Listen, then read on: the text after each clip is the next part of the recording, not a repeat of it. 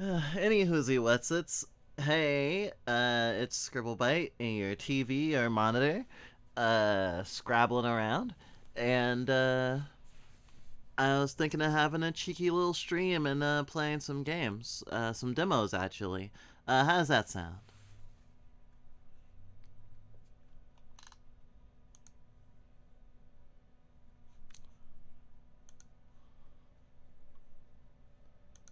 Let's see. Oh, I actually have to open up Steam. You have to excuse me for a second.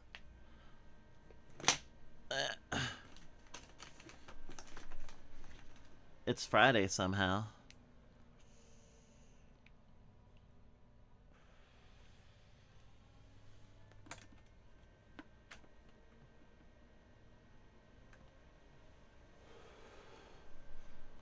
Somehow still here.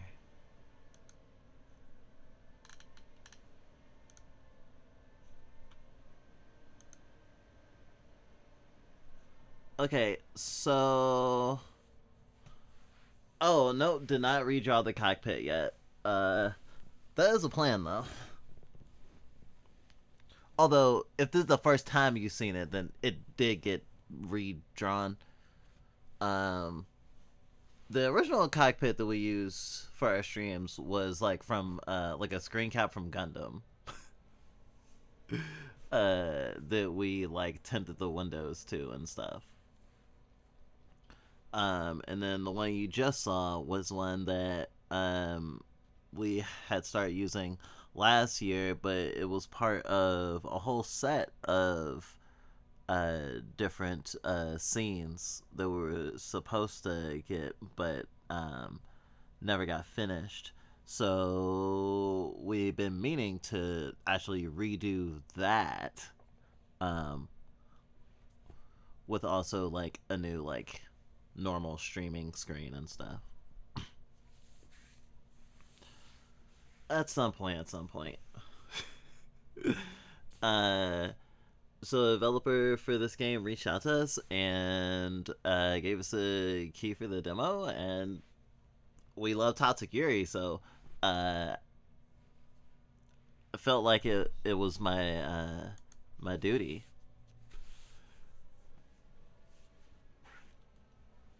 We don't get to play nearly as much Tatsukiri as we want.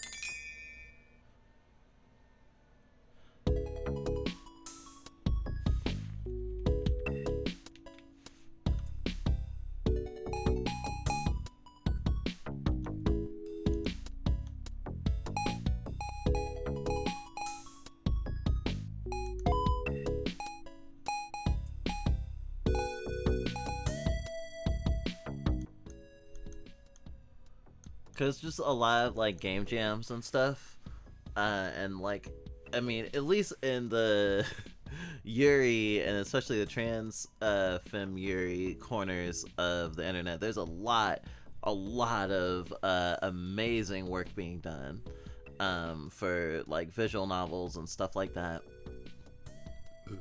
And a lot of people telling really interesting stories, and there's just so much of it, just like a lot of stuff that pulls up in indie spheres. It's just like there's just a lot of it, and we're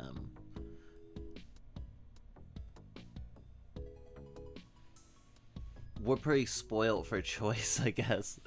We would say, but we also have friends that are developers and making stuff in that variety, and we haven't even touched like most of the games in last year's Tatsugiri Game Jam, and we actually want to participate in this year's Tatsugiri Game Jam, maybe. And we've been continually inspired by that, and or that sphere of fiction, as well as mexploitation, which has a lot of overlap, you know. I think there was a couple of games that people went to us to confirm that, oh yeah, this is a good game, even though we hadn't even played it, because we just have stacks and stacks and stacks of a lot of them free games. They're just collecting dust in our Tatsukiri corner or our Tatsukiri shelf.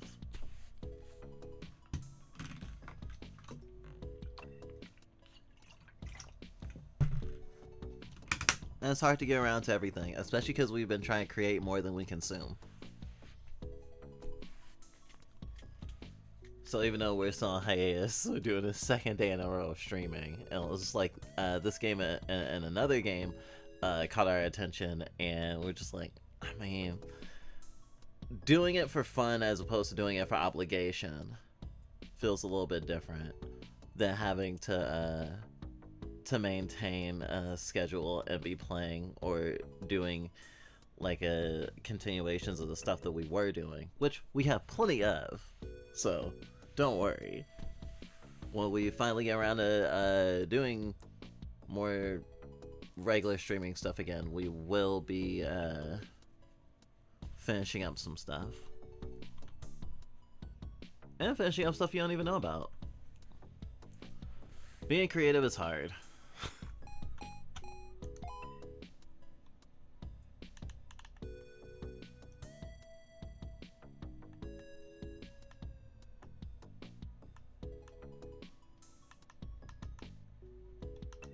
I like getting at the credits beforehand sometimes. Also, I just need to center myself because I was singing at the beginning of stream, and so now I have like a bunch of air rushing to my head. I'm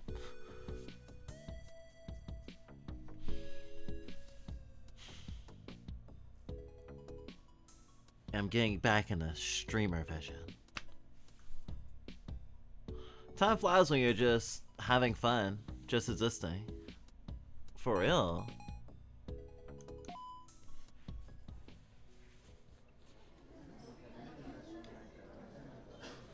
Another mandatory drinking party with my coworkers. Ugh. My boss passed out with a drink in his hand. Two of my kuhai sing the worst Latin duet I've ever borne witness to. I'm on my 5th beer, my head's spinning, and my ears are ringing. My life is a wreck. Stable job, decent apartment, recent promotion. I've hit rock bottom. Nothing happens to me anymore. Just deadlines, drinking parties, nursing hangovers on rush hour trains. Working on Saturday. I checked my phone for the first time in an hour. I couldn't check it while my boss spoke for 25 minutes before we said, kanpai. And notification from Pizza Bots advertising a new coupon for 2% off. 10 new posts on my RSS reader. A message on dot. I got a message from someone. It's an offer for a free in-app sticker pack. After I buy 5,000 yen of stickers, I resist the temptation to start doom scrolling the For You page on Twitter and try to turn my attention back to the mandatory work party. But nobody's having fun tonight. Everybody's plastered, miserable, overworked, blowing off steam by acting ridiculous in a semi-private setting. The whole night will cost each of us over 10,000 yen. Not a small amount. Is it really worth that much just to gather in the ikizaya and feel bad together? My favorite coworker isn't even here. I don't even have a sympathetic shoulder to mope on. I should have declined. I should have weaseled out and got home to watch the late night anime based on light novels I've never heard of. Instead, I'm subjected to another hour of overpriced edamame, terrible karaoke, and public displays of affection between two coworkers who are cheating on their spouses. Oh my god, I feel so embarrassed. I was just doing karaoke right before this.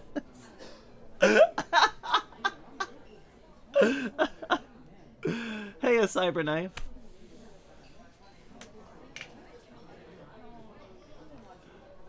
Happy Friday. But, like all pain, it doesn't last forever. Or maybe I get used to it. It's hard to say, but the event does eventually end. The drinking stops, the next half hour of figuring out how to split the bill between 14 people begins. I tell a coworker I'll repay her for on a payment app, but I need to catch a train, so I need to head out. She mumbles something drunkenly. I hope she understood me. Not that I'm particularly coherent myself. I leave the mandatory work party. I'll see my coworkers again. Monday, perhaps. Or tomorrow, if my boss demands me to.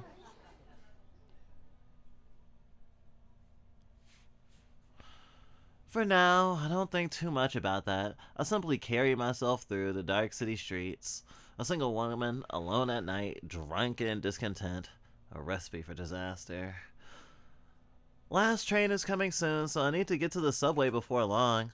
Maybe there's enough time to swing by a Konbini and pick up some Marachuki or more beer. No. The night is young, but it's also short. I need to walk. Last train is always incredibly crowded. If I can avoid it, I absolutely will. I can just imagine a last train fiasco if someone pukes on the second stop. It's happened to me 3 times in the past few months. It sends the whole car into a frenzy. I'm too tired for frenzies. I stumble past a couple of vending machines, cough my way through rude-ass smokers. It's the walk I take to the subway every time I'm done with a mandatory work party. Nothing's ever happening. Nearly midnight, and the most world can muster up is a meek apology of street lamps and skittering cats. Skittering cats hissing at a cardboard box as they run far away from here. Wait, what's that smell?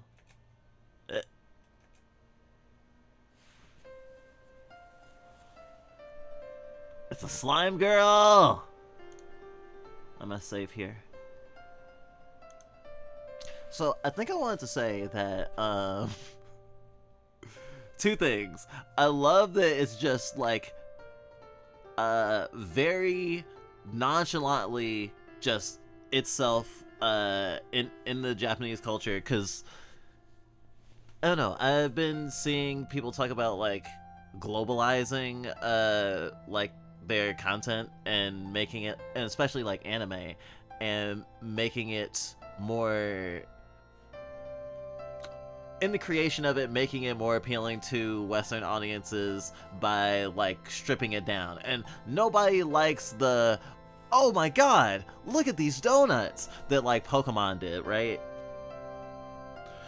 But, like, localizing something so that, like, if you don't have the prior understanding, or you're not, like, a fucking weeb or something, that you might miss some gaps, I think is totally okay.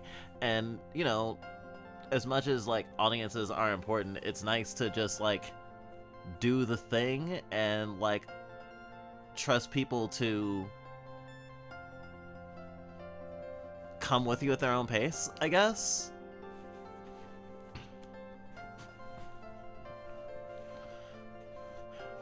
And, I mean, I watch plenty of anime. And we tried to learn Japanese like twice. But we still struggle with pronunciation and stuff. And we don't usually acknowledge it. Probably because, you know, it's really easy for us to fucking get stuck on words and stuff. Just in general. And we try our best, and not to, like, belabor a hard or unpracticed pronunciation. But we have a new appreciation for vending machines lately. Probably talk about that later. But also, talking about the night being long, having just seen The Night is Short Walk On Girl recently at, like, a movie theater, has me thinking of that in particular. I don't know if this is, if that line was in reference to that, or if it's just, like, a saying that people say, but, you know, the night is short, and the night is beautiful. I should be playing this at night, honestly. Inside the cardboard box is... what is that? A girl? A small woman, purple and oozing with viscous fluid. Sorry, liquid. A foul odor pours into my nose, but I can't tell if it's her or the dumpster next to her. Someone threw out this woman? I must be drunker than I thought. She seems asleep, curled up in a box like a newborn. If not asleep, she's trying to stay warm. It's brisk outside tonight. All she has is a ragged burlap sack dress. Against all my better instincts, I reach out my hand slowly. I crouch gently, put a finger on the small purple woman. Slimy. Yeah, she's the one who smells like garbage. And now so does my finger. My arm knocks the cardboard box and she stirs, eyebrows twitching. She makes muttering sounds and grasps herself tighter. A few droplets hit my head and arms. Looks like it'll rain here, and this poor sleeping being will just sit in this degrading box and suffer. A pathetic sight. And I'm a pathetic lady. Almost like it was meant to be. Last train is coming. My head is spinning and I feel worse than ever. Wait, can I say no? Oh, this is gonna be like was it like Paper Mario or something? Or was it Super Mario RPG?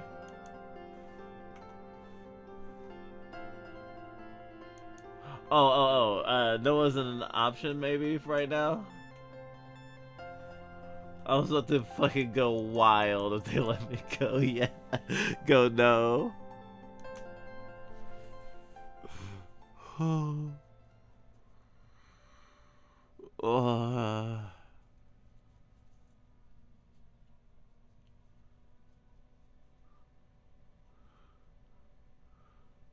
I think we also play a Nadia Nova game that has similar premise. Not exactly, I found this woman in a cardboard box, but somehow all that adds up to me is picking up the bots. It adds up to me holding my breath, walking into the subway station, and going home with this strange purple sleeping girl. Yes, it ruins the ride of everyone on the train with me. Yes, it's nearly impossible to tap my IC card on the ticket gate when both my hands are carrying a bots. But for reasons beyond my comprehension, I do it. I bring the bots and the woman home with me. I relate to the woman in the bots. My humble abode. A little dirty, a little small. Not in any shape for guests, but it'll have to do. We came just in time. It started pouring down rain as soon as I got out of the subway. I'm just glad I live close to the station. I set the cardboard box down in an empty spot and quickly go to the kitchen sink to wash my hands. To get as fresh a breath of air as I can manage under the circumstances. I'm also thinking about the backdrop of like salaryman society. How that's probably going to be a component of the story, because I don't see the protagonist as getting a lot of free time. By the time I turn around, the small purple woman is on her own 2 feet. She's got an adorable face. The kind where you want to pinch her cheeks, or maybe chuck her out a window. How are you feeling? No response. Not after talking, I see. Don't worry, I won't judge. I hope you don't judge my very so-so home. I didn't have time to clean. But I guess it's better than out on the street. The girl stays in her cardboard box. She looks around, but still says nothing. Her cute face matched only by the foul, bubbling odor emanating from her body. She stands up. I realize that, yes, she's very short, although a little taller than I expected for someone I carry home in a box. Less like a fantasy imp and more like an adult chimpanzee. A purple chimpanzee in a burlap sack dress. A couple drops of substance drips off her body and into the box. She looks at me like she's asking permission to approach me.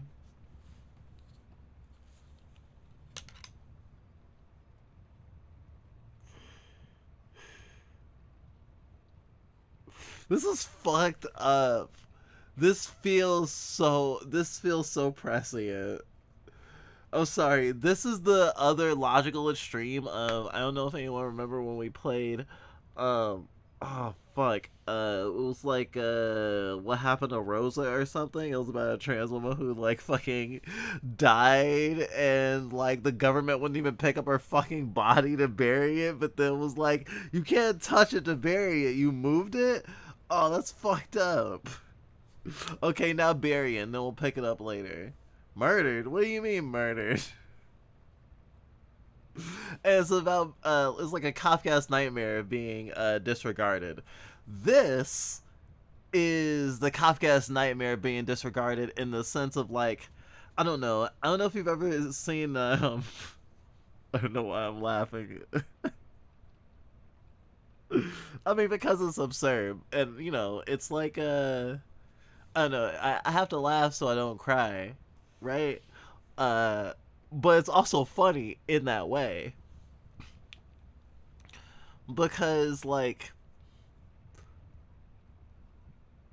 to make a read, you could be like her goo is like her cooties. It's just the feeling of like that whatever she is, the other. She is like the primordial other, you know? It's like she didn't get out of the box because she's dripping. It's like, I don't want to drip myself in your home. I don't want to. I don't know. She oozes like I feel. Like to take up space would be an indignity upon other people. At least at the worst of times. I don't always think like that, but like in my darkest moments, for sure. Um, it's like the other extended outward, like you yourself, your whole existence is other, is how being othered can feel, especially as a queer person. And a lot of queer people become homeless. So I mean, there's also that box ticked. Um, but I'm just sitting here like, wow, just like me for real. I mean, and Daddy loves a fail girl. You know, um, and so do I guess. Although I am also a fan of succeed girls, or uh positive story arc girlies as well. It's pretty much called toxic Yuri, so I'm not expecting any of that. But uh I don't know. It's interesting. Um, I know a lot of folks that instead of it'd be like, oh, who's the butch, who's the femme, it'd be like, so who's the working gay and who's the disabled gay? you know. Sometimes that dynamic goes around, and U-hauling is so prevalent, ancillarily for that reason.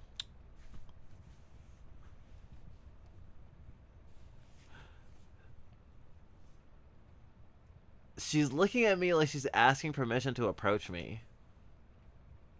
Make her stay in the box. uh, they do let me make her stay in the box. No, stay. She sheepishly complies. I can't take any risks like that just yet, just in case. Well, do you have a name or anything? My name is Doku. She speaks! Wobbly, high pitched, and very cute. Doki-chan, eh? Well, nice to hear you speaking. This is the first time I've been in a house. I like it. How'd you end up on the street like that? In that box? I don't know. I don't remember anything. An amnesiac. Just great. No, I'm just new to this world. I don't have a lot of experiences yet. Can you help me? I want to learn a lot of things. Um, sure. You saved my life. So I'll do anything you ask, okay? Doku-chan is adorable at a glance, and it's not a shock that she's so inexperienced with the world. But I don't want to take advantage of her. Not in any sense of the word. So I'm not sure what to do here. I can't kick her out just yet, since it's obvious she has nowhere to go. I also don't want to have yet more life responsibilities by teaching an ooze monster how to live in the modern world. This is going to be a tough decision, I think. But at least for the time being, it's a decision I can put off. It's very late, and even though it's Saturday, I do have to go to work tomorrow. So I'll just put up with her for the time being. Oof. Are you sleepy? I'm just about to go to bed. What's sleepy? The thing you do when you're not awake? Sleeping? Oh, the darkness. I enjoy the darkness. So, I like to sleep. I enjoy the darkness. Oh, the darkness. Don't you know the darkness? Are you sure you don't like the darkness? The darkness?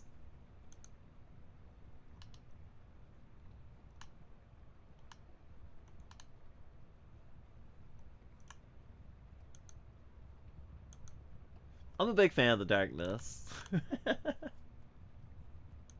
The darkness. Whew, the darkness.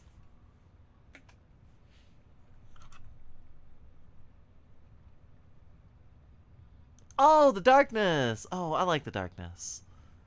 So I like to sleep. It's better than being awake.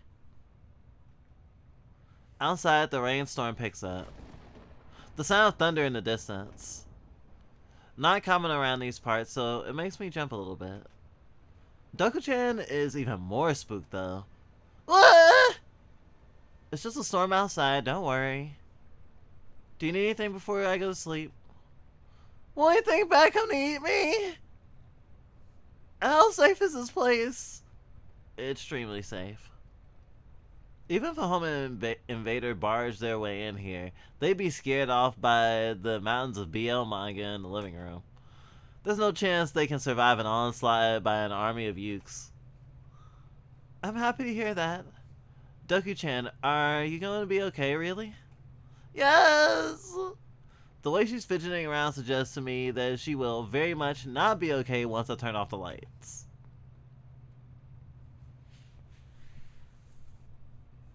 I can continue to make her stay in the bots. I will not make her stay in the bots that's kind of fucked up. You seem a little scared, so how about sleeping with me tonight? My bed's big and you're small. Really? If anything happens to you, you can trust in me. Is that okay?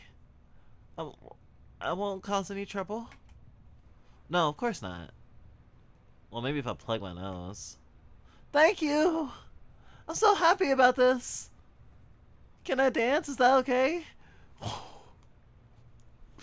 Is it okay to dance when I'm happy? This woman is so autistic. No dancing, it's almost sleep time. I see. I take her into my bedroom and sit her on the bed. I can't believe they didn't give me a choice to let her dance. I pull the covers over her and myself. Oh, hey, Banui! Hey! The bed's not actually very spacious, even when she's small. I find myself rubbing up against her slimy body much more than I'm comfortable with. But she seems comfortable. She passes out almost immediately. Makes the faintest little snores you'll ever hear.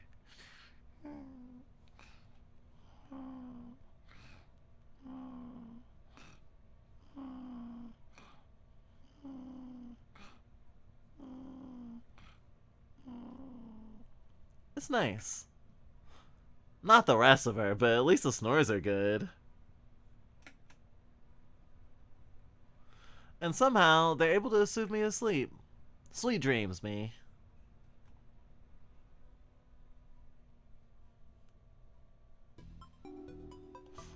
In the morning, I wake up to find Doku-chan resting in her bots in the fetal position. She must have gotten out of bed during the night and climbed back in there.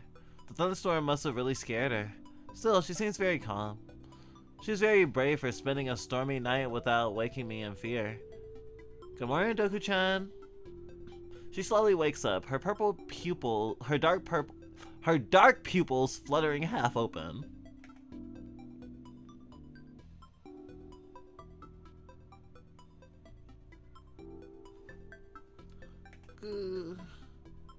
Just when it seems like she's finally awake, her eyes go shut again. A real sleepyhead.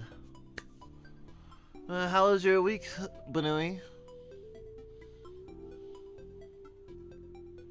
Who's fronting? Still can't believe it made it to Friday. It feels like such a long week. I'll let her sleep a bit more. Yeah, this is toxic Yuri! I don't know this girl. Why should I be her personal handmaiden to wake her? I'll leave the girl in the box and assume she'll wake up on her own before I finish getting ready for work. If she doesn't, then oh well. It's sure a sign that I'm not one for roommates. Ever since I moved out of my family's place, I've been a lone wolf. No need to be waking up random women in the morning. That also may be a sign of how few women I take home with me. After I brush my teeth, wash my hair, and heat up some instant coffee, I find that Doku-chan's woken herself after all anyway. She's looking positively ragged, and that's what she gets for sleeping in a cardboard box, but at least she's awake and already following me around. See, my tough love is to think. Ignoring a girl will make them more eager to see you. Oh! No! Don't neg Doku-chan! I'm going to work soon. I assume you don't have anywhere to go, right? I don't have a spare key for you anyway. No, I'm not sure. Do I need to go somewhere? What's outside? I'll take that as a no. I'm gonna trust you to stay in here then. Keep the door locked and feel free to have my food. As I say this, the pungent odor of the purple woman hits my nose, and I lose my appetite. Maybe I shouldn't let her grubby fingers all over my food. Well, if you have any problems, just call me. Do you have a smartphone? Okay, if you have any problems, just wait for me to get home. Wait, I'll be alone again? All alone? Yeah, just keep house. I won't kick you out yet, not until we get things sorted out. Doku-chan shivers. Alone? It's just for a few hours. I just have to get some work done at the office. Trust me, be good while I'm away. She's like a nervous puppy, only without the barking, and I pray without soiling herself on the linoleum. Oh my god. Okay, that part isn't necessarily super relatable, but I feel like the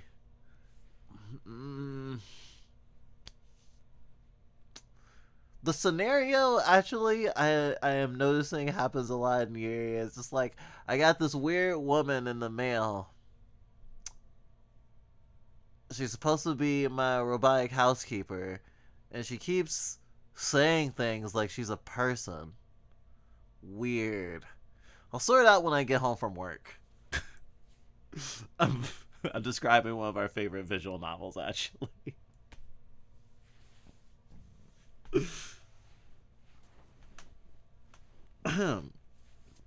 But completely different dynamic.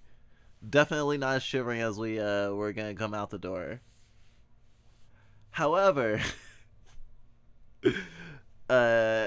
still the working queer shivering domestic queer is certainly a dynamic. I can't wait to play the new content update for Devotion. I'm glad it's still fulfilling you. Art is the process too, of course, as we've been finding out with trying to make art of ourselves in original contexts. I set out for work then, trusting this strange creature to behave herself and not completely ruin my life while I'm away.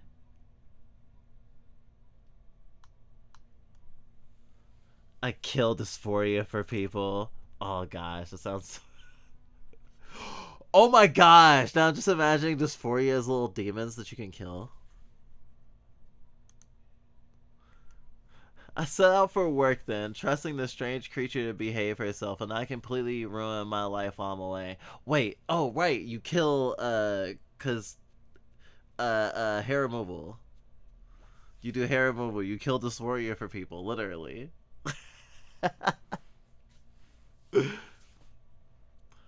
I set out for work then, trusting the strange creature to behave herself and not completely ruin my life while I'm away.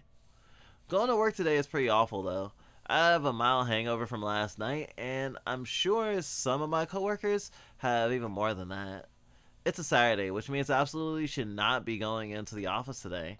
And yet, I have a deadline coming up for projects, and I have no choice but to go in and help fix that all up. I'm a sub manager, informally, which means I have way more responsibilities than the rest of my team at the same salary. Although I don't envy the sub manager who is definitely suffering even more responsibilities with the same salary.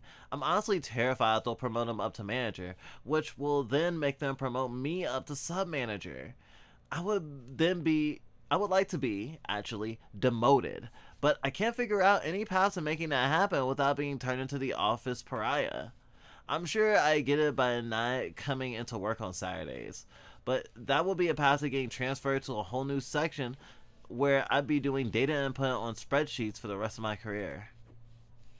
A fate worse than death. Is it really? Data entry? And not having to go to drinking work parties all the time? And I've tried boosting the other employees in my section and making them look good, but they just boost me in return. A vicious cycle of retribution. So for now, my status quo is working on Saturdays and doing the bare minimum while I try to make myself look as busy as possible. So here I am at the office, hungry and a headache, hell-bent on going home. Half the workers aren't even in yet, and it's already 8:15 a.m. I thought I was cutting it close only 15 minutes early. However, my closest coworker, the only one I care about as a person, is already in, and by her posture, she seems like she's been here. She's been in for a while. Oh my god. Smug bitch. So this is your favorite coworker. I see. Fujino Takasuko. Impeccable fashion, chipper attitude, always an instant ramen cup on her desk, but nary a whisper of bags under her eyes. How Fujino Takasuno gets away with so much, I'll never understand. But we entered the company at the same time, so we've been attached at the hip for several years now. What? Sorry, Ohio. You're in already, wow. I skipped the work party last night, so I thought it's the least I could do. I gotta help us meet that deadline. I'm glad you work here. With me and everyone else. Silly. You look pretty tired this morning. Did you skip your 1,000 yen? I've been busy doing some stuff. Doku-chan is that stuff. Also, the hangover is that stuff. Well, I'll let you borrow my energy. Thanks, Fujino-san. I do my best during this awful workday. It's made at least a little brighter by having a decent coworker to guide me along. The deadline seems to loom ever closer, like a giant moon with a scary face above a clock tower. But we're at least able to make a dent in it. I have to admit, I do miss the camaraderie of working with peers while working on something. Not to say that I ever want to work in an office. I haven't been able to have a normal job in a really long time. But like working with people always has a feel to it, especially if you work well together.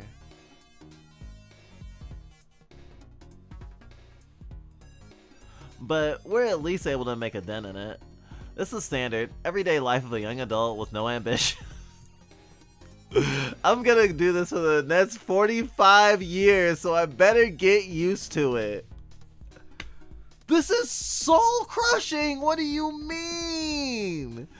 I just want the best for Ol-chan. Oh, wow. Wow. No ambition, just like, yeah, I guess I'll do this for the rest of my life. I guess my life is just this. That's a resignation. That's a dead inside. Wow. So, Doku-chan is actually gonna be the manic pixie dream girl in this situation, obviously, right?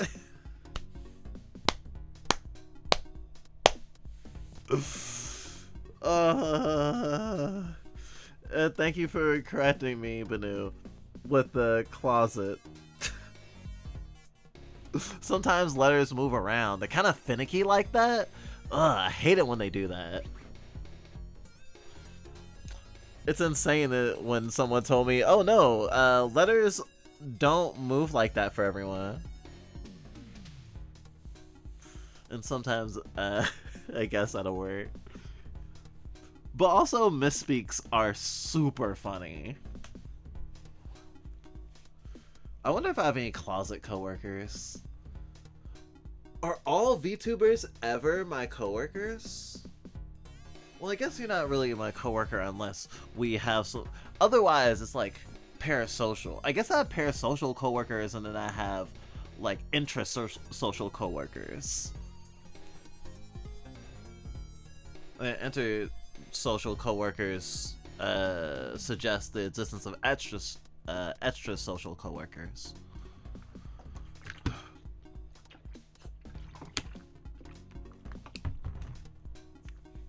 I'm gonna do this for the next 45 years, so I better get used to it. Sag. I have to wait patiently for Ulsan to come home. She told me to be good. I need to be good. I've been sitting in front of the door for a while now. The light in the window got very bright, and the room became very warm. Now the light has decreased. I wish I knew what all that meant. Outside! Outside is a scary place. I was out there yesterday, but I don't really remember it. I was asleep in a box, and then I was awake in this home. When will she return? How long has it been? There's a clock here that reads 10:35. If only I had been taught, I can understand how to tell time. But I'm too new to know about such things. I walk around in circles for a while. My balance is off. I've only been walking for a few hours of my life, so I need a lot of training. Once I have that down, I try spinning. That's a good trick. My little toes push me up as I get up high and stretch my arms out as far as they'll go. And even then, I'm too short to reach that spider web in the corner of the ceiling. I'm a little hungry, so I was thinking about trying it for a snack. Oh well. I'm sure I can find something else nice in this home. Except, I've never eaten before. What food should I try? I take myself into the kitchen and sample a few of Ulsan's things. Then spit them out soon after. Ew, gross, yucky. I'm never gonna eat a spoon ever again. This juice called ketchup though, it's quite yummy.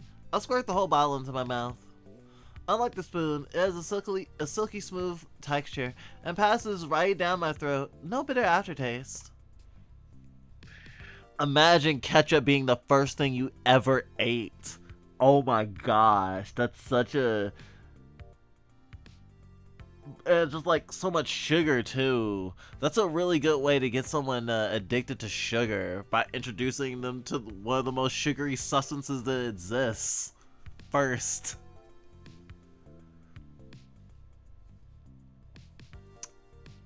And yet, I'm thinking about my own addiction to sugar actually.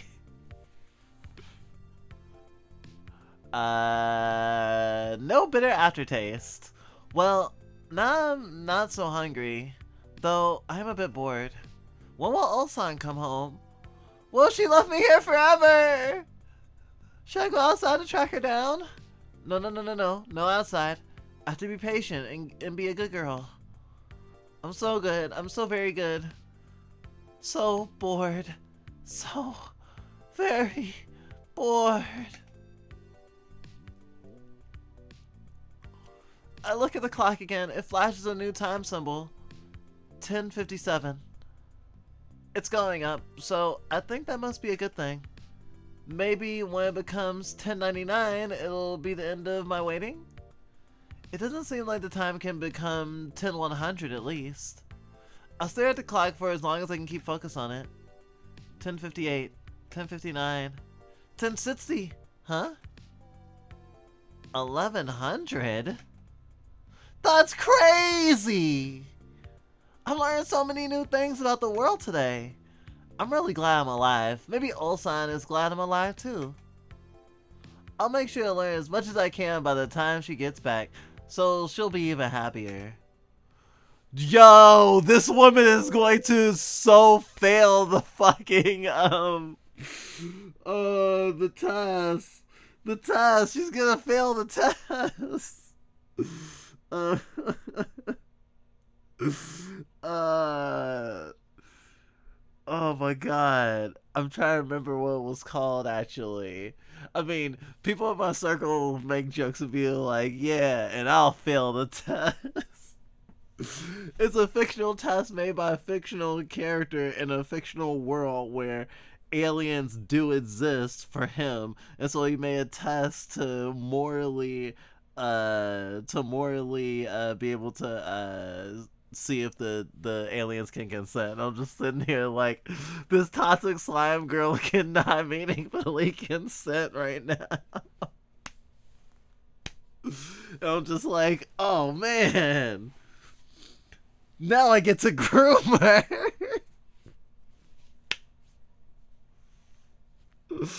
Oh man. Oh, this is gonna be interesting. I am wondering if you do get to like mold her in different directions, I guess. And I know like situations where it's gotta happen. I actually made jokes about being groomed at dinner last night with almost strangers. But it was I was gonna say it was alcohol grooming. That doesn't make it sound better. A joke we tell is, oh yeah, I got groomed into liking IPAs because no one actually likes IPAs willingly, right? Where it was like, oh, we were staying with someone who really liked IPAs at the time that we came of age.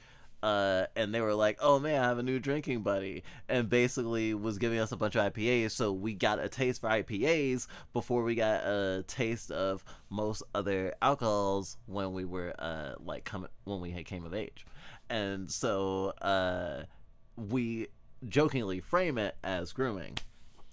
But also, like, when someone doesn't have experience in a thing and you are like guiding them, if you filter it through what you're guiding them through exclusively through your tastes, then they will think your tastes are the only thing that exists, or it'll take longer for them to expand.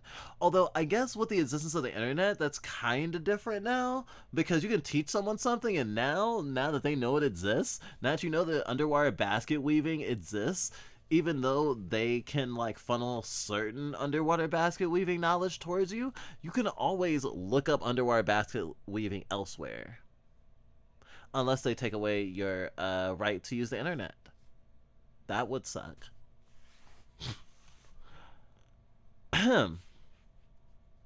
This is called Toxic Yuri, so obviously it's gonna be kind of chewy. I mean, it's gonna burn in your mouth a little bit. I jingle the keys to unlock my front door and immediately hear a loud thump and a muffled voice. Hello? Mom of the truth. Heart of the cards. I unlocked the door only to find Doku-chan sitting at the entrance with a smile. Welcome home! I'm home. And you're still sitting here at the entrance. Did you even move? I moved a lot! I learned so many things today.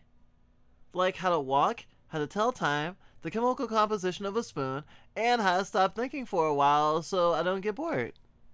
Oh, wow. She's certainly a whole lot more chipper than she was this morning. What changed? I was kind of worried she turned into a nervous wreck and destroy the place. Whew. I'm glad that... Ah! Hi! My apartment! What's wrong? Doku-chan looks at me with those pitiful, beady eyes. Completely innocent, like a foul-stench angel from the Great White North.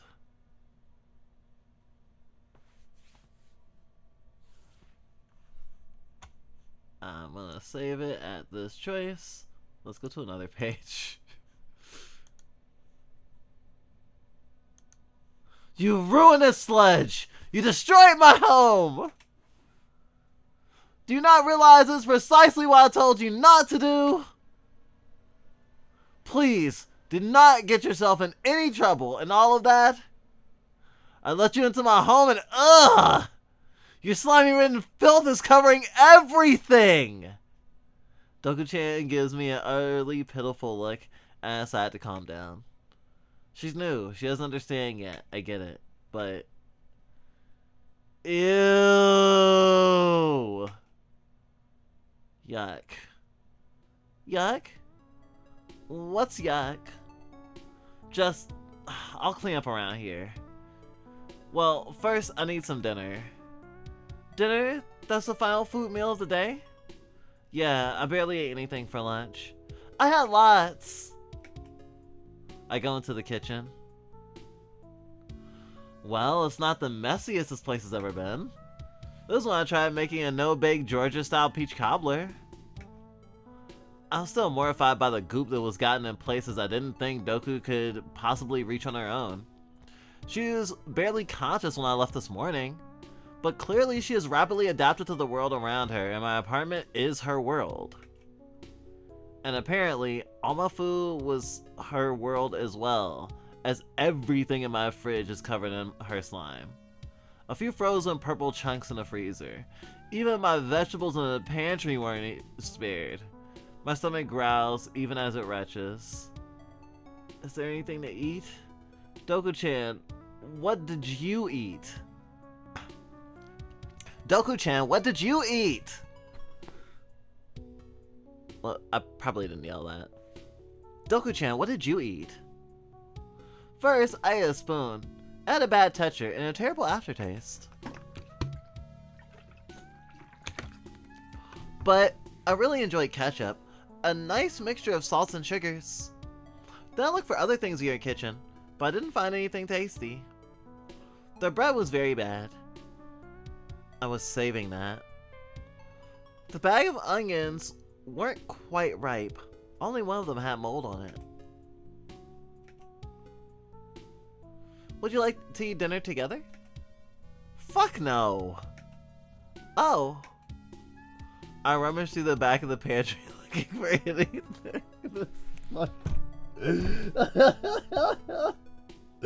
I mean, this is kind of a realistic response, right? But also, Ulchan didn't teach her, hey, anything you touch is gonna have your slime on it. Please don't touch everything. That's like, if she has to go somewhere, she has to touch something. If you don't give her like gloves or something, what the fuck is she supposed to do? You know? But also, I guess it's like, ew. And honestly, I thought it was gonna be like a super abusive response to go off on her, but I'm glad it wasn't. It was kind of like it was a pressure valve, and they're both learning. You know? And Doku-chan's gonna be learning way faster than like a baby would, because she can already speak all the words. And apparently she learned how to tell time by watching a clock all day. She seems pretty adaptable. She'll probably learn more about causality and action and consequences fairly soon. She didn't even know the difference between the difference between inside and outside yet.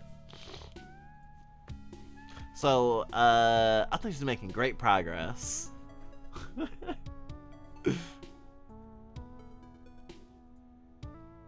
I remember to the back of the pantry looking for anything unspoiled, anything I could heat up or eat dry that Doku-chan didn't get her grubby fingers on. I ended up with a can of tomatoes and a pack of dry udon noodles.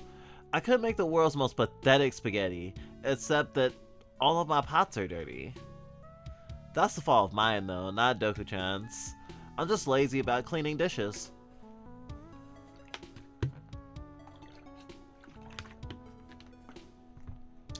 After a while cleaning dishes and sanitizing everything around and throwing out ruined food, I finally get the place looking decent again. The kitchen looks so pretty now. I hope it stays that way. I make the udon and tomato and get half a bowl to Doku-chan. Here's the best I can do. She tries it and then just after a moment spits it all out on the floor. What? What was that? It's tomatoes and udon.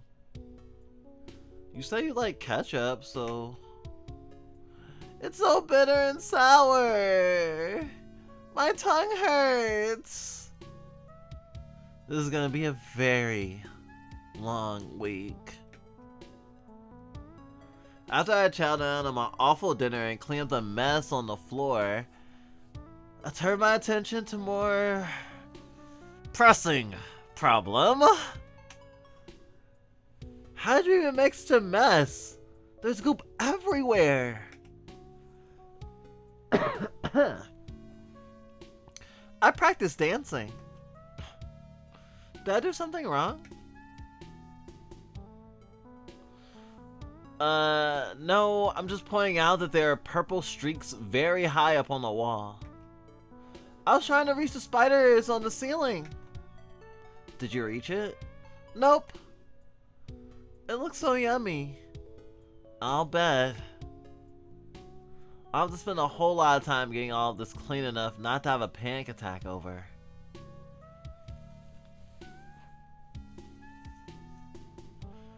Whew. I love how they still stains. They're just less bad. It's just purple now. Oh my god, this is a girl rising simulator. It's just like, I'm sorry, the slime girl has ruined your deposit. You are not getting it back.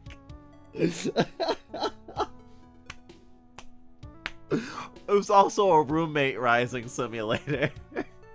It's like, how can I get her stable enough so she can get a job? That's a whole different game. That'd be like a spin-off. Doku-chan gets a job. Doku-chan becomes a Twitch streamer. Oh!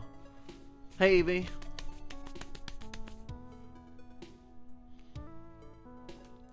Whew. I feel like I finished an entire work shift after finishing an entire work shift. At least it's all clean now, even at the cost of a lot of bleach. I'm a little drowsy from the fumes. I like this around. What do you call it? Doku-chan, please. Oh, I'm sorry for making mistakes. She has no idea what she did for any of this. And for some godforsaken reason, I'm not even gonna kick her out of the house tonight. I don't have the mental capacity to deal with that in the first place. I'm just gonna pass out and hope I wake up in a better mood and a better life.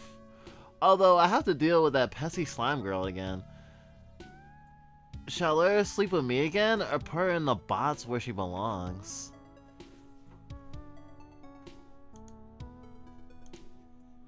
So yeah, I adopted a slime girl who knows next to nothing about the world. And thinks spiders are tasty. And doesn't like tomato udon soup for some reason. How are you? I've had a weird week. We got into some martial arts classes. I mean, I guess we were technically already in a martial arts class, but it had the kind of more of a martial arts club sort of thing going for it. But we got into a kung fu class. And that's going to be taking up a lot more of our time. And then we also found a queer self-defense class that's going to be taking up a lot more of our time. So we have lots of reasons to get out of the house now. My hikikomori heart is strained with all this socializing. But it's good for us. So I guess it hasn't been a bad week, just a busy week. We also need to fucking do our taxes. How have you been? Oh, you're having a date today? Good luck. Bots time. Let her sleep in your bed again. She stares at me with that stupid look as usual. It couldn't hurt. She slinked out of the bed at night last night and got into her bots, but at least at first she wasn't a bad bed partner. I mean, besides the smell and the ruined sheets. Come on, let's go to bed. Together? Yep, that way if you get scared again, you can just snuggle up to me. Wow. You make me feel warm in my heart when you say things like that. I'm glad for it. I took a quick shower, leaving Doku-chan to wait out in the living room and not break anything else. After I finish up, I change into pajamas and do my nightly routine. Skincare, existential dread, and toothbrushing. Doku-chan wanders into the bathroom just in time to see me do the latter. What is that thing in your mouth? It's a toothbrush. I spit out the toothpaste into the sink. It's a toothbrush. Humans have to keep their teeth clean or else plaque and bacteria build up. Start talking like her. Oh, but that sounds delicious. No, it's disgusting. Teach their own. Oh, teach their own. Is Doku-chan gaining an actual personality? I hope not. Before I turned on the tap to finish up, Doku-chan passes over to the sink and starts sniffing at my toothpaste spit. Oh my god, this is gonna get really toxic, isn't it? I mean, it's toxic because there's the literal toxic because she's a toxic. She likes toxic things. She's like, ooh, I want teeth plaque. Do you think Doku-chan eats shit?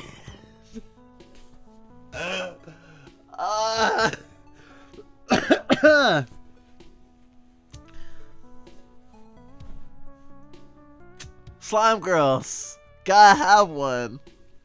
Especially if you don't have a toilet. Fuck. Wow.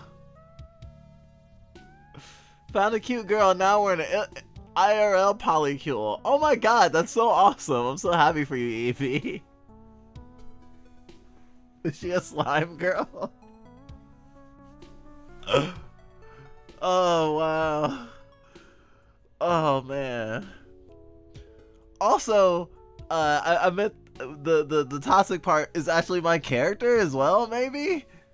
Cause saying I hope she's not forming a personality sounds super fucked up. I want her to remain a blank slate. I want her to be as inhuman and as unempathetic as possible. Or unempathizable?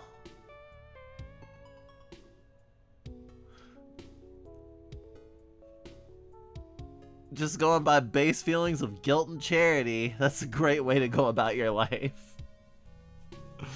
Oh, this makes me feel bad. I guess I won't do it right now. But one day, I'll definitely do it.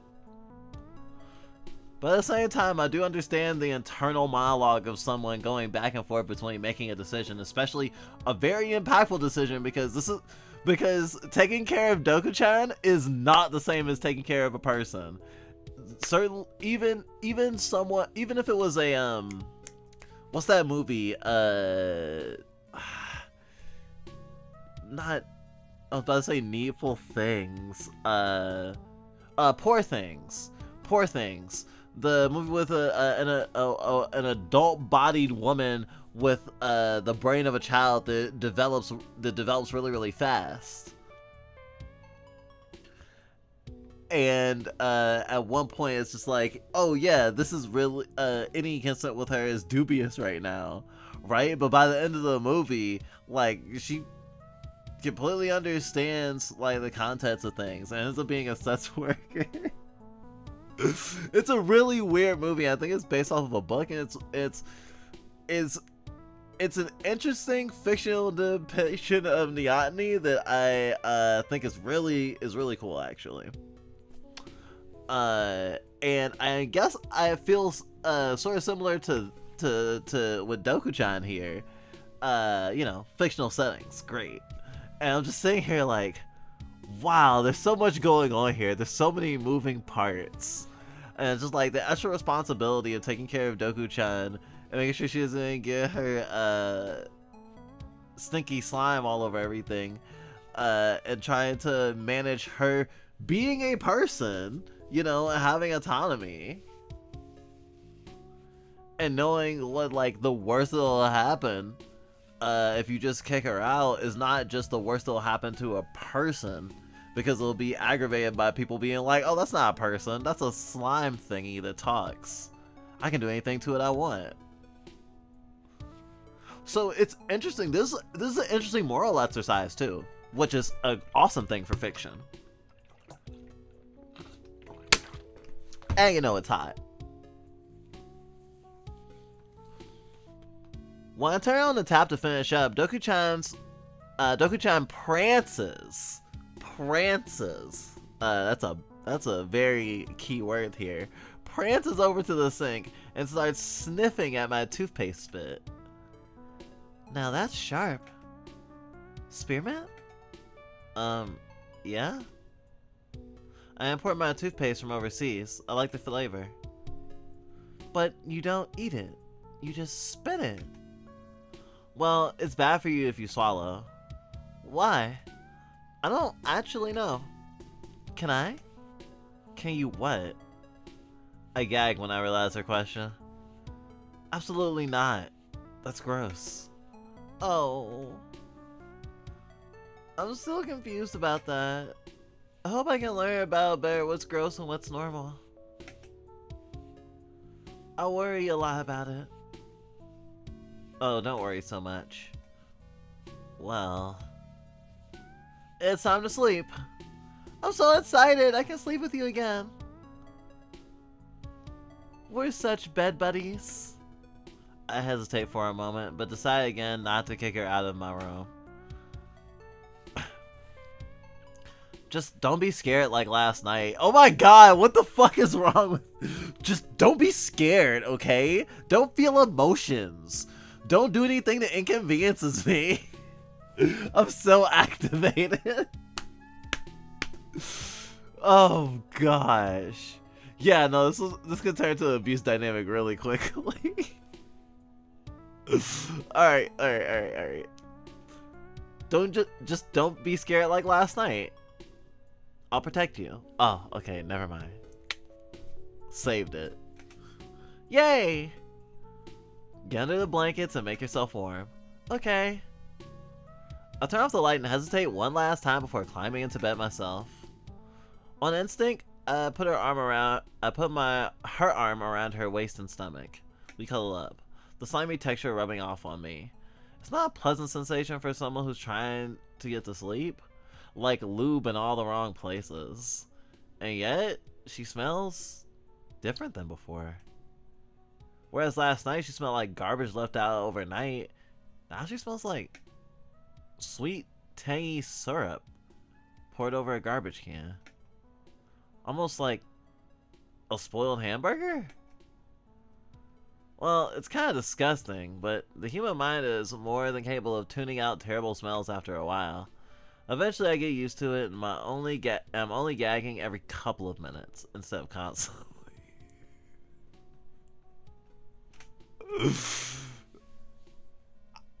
I've I don't think I've ever actually found descriptions of gross things in writing this funny. But I think there's a sardonic nature to this humor. You know, I'm actually reminded of like how Kion talks in Haruhi Suzumiya. If you've ever read or seen that, it's very dry. It's very dry, and I am actually here for it. Like eventually, I get used to it. I'm only gagging every couple of minutes instead of constantly. I mean, it's an improvement. I look-y want to get scared and piss the bed with slime piss. Doesn't everyone want? No, everyone does not want a slime piss. Her little footsies brush up against my legs. She's already asleep and giving more of her pathetic snores.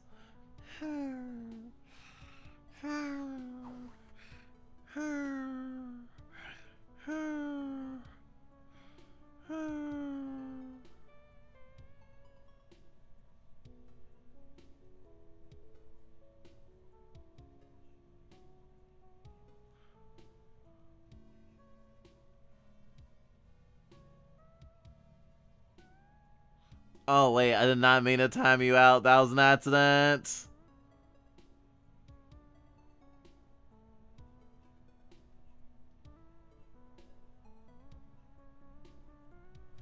I hate automod. I hate automod. I'm sorry.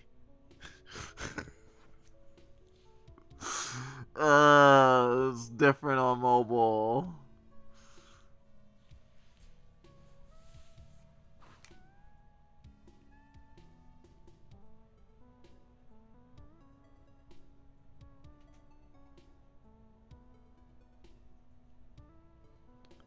Ugh, mistakes happen. Please repeat what you said, Fizzle Pop. I won't time you out again. Twitch is so weird. I brush her head. Her hair? The part that looks like hair, anyway. I'm gonna regret it in the morning, but now that I'm accepting that fact, I'm kinda glad she's here with me. I'm growing fond of my little companion already. Good night, Doku-chan.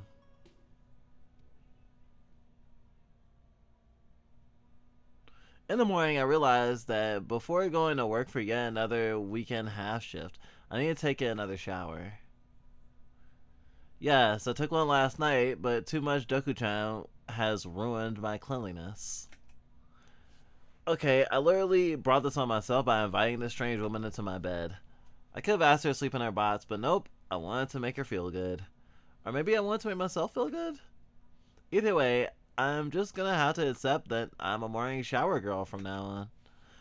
Something in my Japanese spirit screams at me in anguish, but oh well. You know, I kinda feel a little woozy. I don't know if it's all the bleach from cleaning the kitchen and living room, or it's being around Doku-chan for so long. Either way, I really need to get into the shower soon. Before I turn on the shower this time, Doku-chan enters the bathroom. Good morning! Hello, Doku-chan. What do you want? Why do you come into this room so much? I pee, I wash my hands, I brush my teeth, I shower. This is a very useful room for humans. But maybe not for Dokus? Maybe not. Although you could probably use a shower for sure. A shower? I turn on the shower and the nozzle sprays hot steaming liquid. Ah! Doku-chan bolts out of the room and crashes into a wall in the living room. Doku, please be careful. Ow, ouch, owie. She stumbles back into the bathroom and looks at the shower in stupefied terror. She's very brave for coming back in. What is it?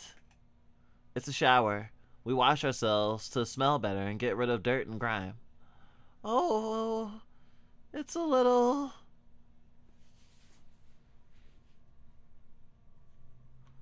Want to try it together? Now, I'm also gonna say that the way you treat someone and like parenting someone or like teaching someone how to like exist in the world sometimes feels a lot like helping someone through mental illness or executive dysfunction or like a traumatic episode, you know?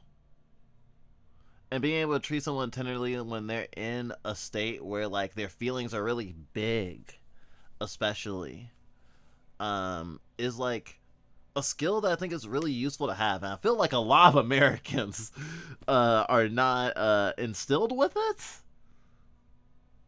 To care for someone, and not just care for someone because they're your kin, even, especially. And of course, being a fucking anarchist as I am and wanting people to take care of each other, you might assume that like we're the best at holding space for people and caring about people even when they're not in their best state of mind, but we struggle. And it's really easy to like judge someone harshly for not like being on the same page and not just doing the thing. I don't know, and I really like these glimpses of the ways that old China's oscillating between like these really cruel thoughts and these really endearing thoughts. Like, oh, Doku China is so brave for coming back in. Like that really struck me, especially because I've been so critical of other stuff old China said. But honestly, like letting someone into your house who is inherently by their existence going to mark anything they touch is already like asking a lot more than taking care of another person usually would. Even if you had a child and they get their like their shit and their piss and their snot everywhere, eventually that happens less typically. But like we don't know what's gonna happen if Doku-chan bathes. What if Doku-chan fucking dies? We don't know. So it's also like I am liking this thing of like the other and like not exactly knowing how to accommodate this other, and in the sort of I feel like the Chekhov's gun of this is like having a balance between what you allow Doku-chan to do and what you don't allow her to do. Like I think eating your fucking toothpaste spit is probably fine, even if letting her consume your waste, your waste, would be like a step too far and will make you feel uncomfortable, you know. And I'm actually like starting to root for like, oh man, I want them to do Tai Chi about this and have a balance. And honestly, as someone with OCD myself, it's hard not to be like, oh man, that's gross. Oh shit, that's gross. Oh fuck, that's gross. No, I gotta clean that. Oh no. You know, and so I'm wow. I tried mead last night and I actually liked it. Mead, like the drink? I don't know if I've ever had mead. Wanna try it together? No! That's really scary. I can't do it. What if I dissolve? You'll do more than dissolve after that. What the hell am I saying? I've been reading way too many Bakudeku Dojinshi lately. I don't want to dissolve. I'm too young to disappear forever. Doku, come on, don't cry. A little innuendo somehow killed the mood entirely. You don't have to shower with me. I was just making a joke. I understand your strange jokes. I'm sure a shower will be fine for you, but I don't have the time to figure that out. Just wait outside while I clean myself. Her demeanor rapidly shifts back to a pleasant smile. Okay. I take my shower alone and Doku-chan stays far away from the bathroom for a while. My skin's getting really dry from a second shower in 12 hours. This is going to require some major moisturizing. And this Doku-chan problem is going to require some major solving. But for now, we're entering a status quo that will take us through at least a few more days together. I just hope it goes well. Nothing ever goes well anymore. Hey Tanuki! Welcome to stream.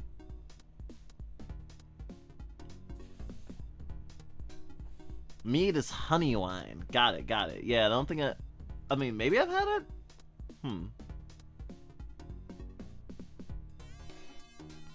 I know I've had dessert wine, which... Whew, that's, not super great. At least not the kinds that I've had, at least. I mean, I know the associations with mead, especially in, like, I don't know, drink a lot in fancy settings, and it's like a sort of medieval thing. If you go to medieval times, they'll give you mead, I'm sure. I'm absolutely exhausted. Part of it is working 6 or 7 days every week. But most of it is being around Doku-chan in almost every free hour I have. It's been, what, 2 weeks since I took her home? Maybe less? I'm losing track of time. She's rambunctious, ever curious, surprisingly quick to learn. She also never shuts up, refuses to shower, constantly demands my attention, and has an intoxicating aura around her that never lets me leave her be. Work is almost like a peaceful respite aside from the crushing deadlines and constant pressure from my managers. At least I don't have to teach my managers that the burnable trash bag is not in an extra food pantry. Natsumi Fujiono is as pleasant as ever. Our moods are the epitome of yin and yang. She looks my way while I droop my head down towards my keyboard. I've been staring at it for about 40 uninterrupted minutes. She slides her rolling chair next to me and gives me a wide smile. Do you need to take a breath? Nope, I'm feeling great. Just resting my eyes. Your eyes are open. Resting them from the blue backlight of the computer screen. Ah, that's a problem for sure. That's why I brought my e-ink monitor. Whenever my main monitor gets too harsh for me, I always switch to the other screen. If you have enough money, I really recommend it. I don't even remember what money looks like anymore. Have I even spent any this month? Or am I just drifting into my endless pantry every day? You are completely incoherent. Yeah. I think you're extremely tired. I'll tell our sub-manager to let you go home early. No! I prefer the office. It's a nice place here. Fujino leans up close to me and puts her head on my shoulder. Don't you just want to relax, though? Aren't you a bit tired? I can handle it, don't worry. I feel like she's trying to scam me somehow, like beating me for a promotion or something. Yet, I'm too exhausted to even fight back against whatever tactic she's using. Or maybe she's just being friendly. I forgot what friends are supposed to do in situations like this. But I sure as hell wouldn't cover for Fujio even if she were super tired. Damn, oh! Damn, I misjudged you. You're a dick! Some people are selfish though. Some people just are. And she was like my favorite co-worker, not my friend from work.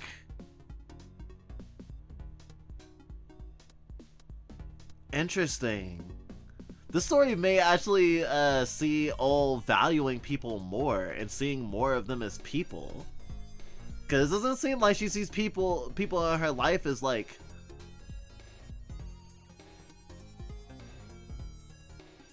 I think she sees them as having eternality, just... like... Like she's an island. Damn.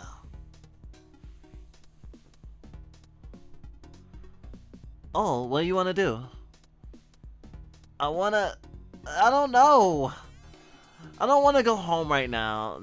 That I know for sure. Fujino's nose twitches. She sniffs. Her nose twitches even more. Wow, your hair is a little... Fujino removes her head from my shoulder and backs up her rolling chair a tad. Did you go to the club last night or something? Oh, Doga-chan's making me smell so much like garbage that I can't even get it off me anymore. Ugh. I mean, it's fine. It's fine. I could barely smell it. It's just like someone puked on me while smoking tobacco.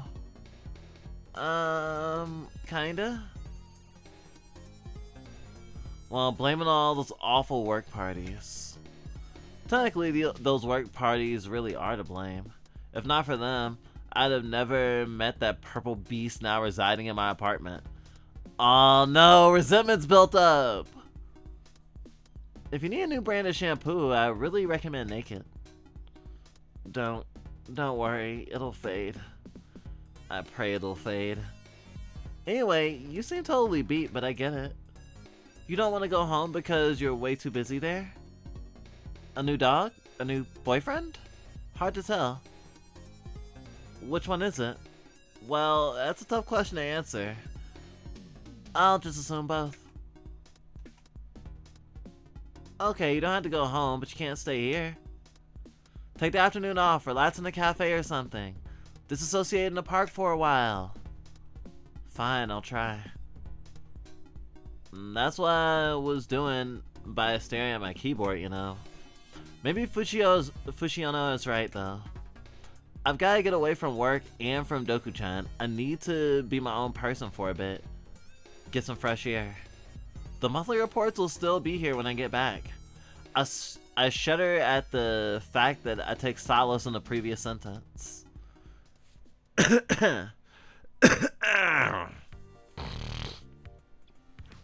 Wow. I'm still confused by what's on TV. What's on the TV?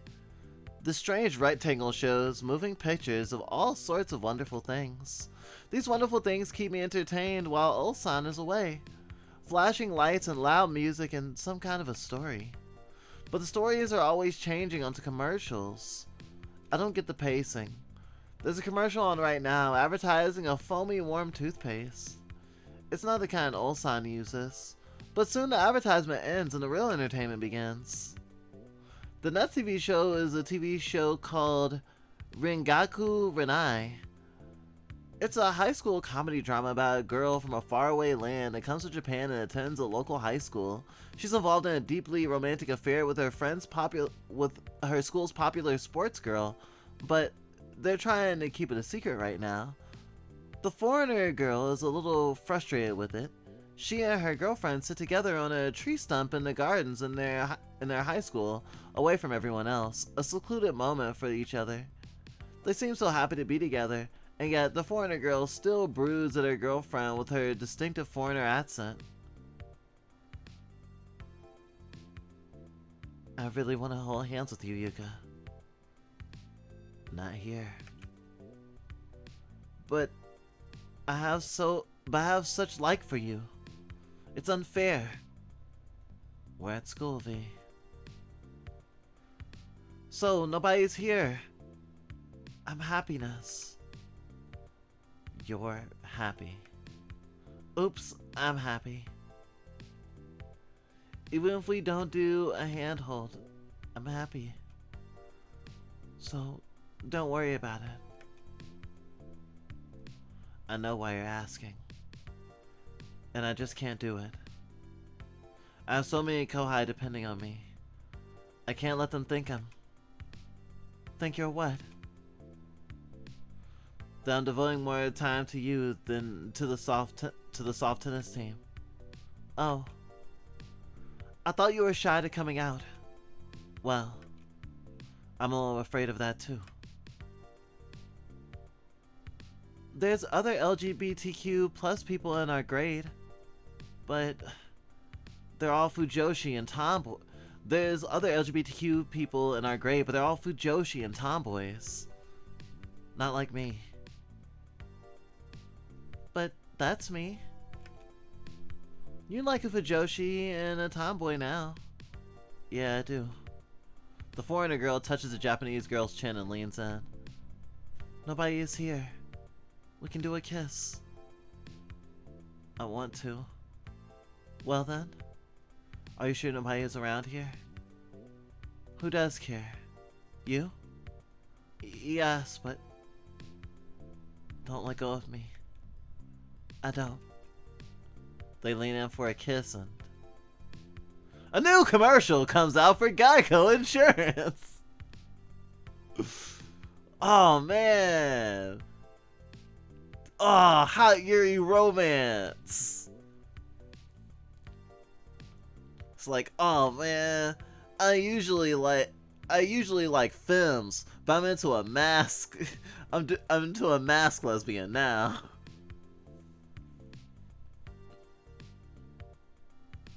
You can be a femme and do sports. I'm femme and I do sports. Or I'm sometimes femme. I move around in my expression. A new commercial comes on, this time advertising a private life insurance company. Wow, that was so romantic.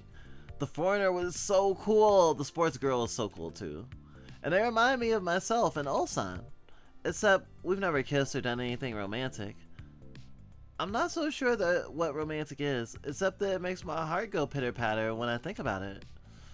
I need to go experience more of the world first before I understand about it, I think. If my pitter-patter goes too rapid, I might have a heart attack and die. Oh, maybe I should sign up for that, like, life insurance. I'm excited to watch more Rengoku Renai after the commercials end. Ulsan told me that the live-action TV drama is trash and a bad adaptation. She went on a long rant about how it's far inferior to the original video game. I'm still not so clear what a video game is, but she has such fiery emotions about it, I'm inclined to agree. In my short experience in life, I found that people with strong opinions tend to be right almost every time. TV teaches me so many interesting things. That says a lot about our fucking society, doesn't it? The people who yell the loudest and have the most charisma are assumed to be right so often.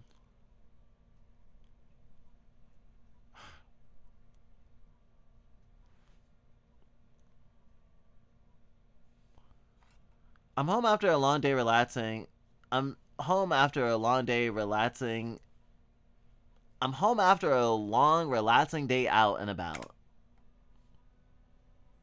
Told you, words move around. Well, mostly, I walked around a park in circles for like 3 hours. My legs are extremely tired right now, and I'm very sure I'll be bedridden levels of sore tomorrow. I wouldn't say my physical fitness is anything remarkable. In fact, it's probably at the bottom 10 or 15% of people in Japan. So the fact that I'm able to walk so much to begin with is an impressive achievement for me, at least. I enter home with such trepidation. If anything has gone awry, I won't be physically able to deal with it this evening. Thankfully, Doku-chan isn't doing anything special, just watching television. I breathe a sigh of relief. Oh, you're home. Yeah, I'm home. Welcome home. What have you been up to? I've been watching a lot of TV. Doku-chan stands up from the couch, leaving behind a thick residue of sludge. She really has been sitting there all day. The amount of herself that rubs off on things is so inconsistent, so hard to understand, but the rule seems to be, the harder to clean, the messier she gets. I quickly grab a towel and wipe the couch down with sanitizer. Doku-chan stands there unaware. I learned a lot from TV. I'm very fascinated by commercials.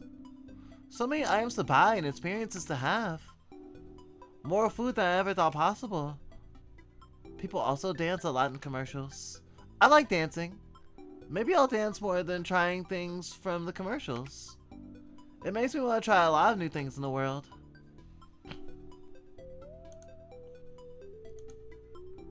So much Doku-chan. What a stupid question. Avoid answering. No, I'm set in my ways. Yes, I'm fairly ambitious. Do you like trying new things, old son?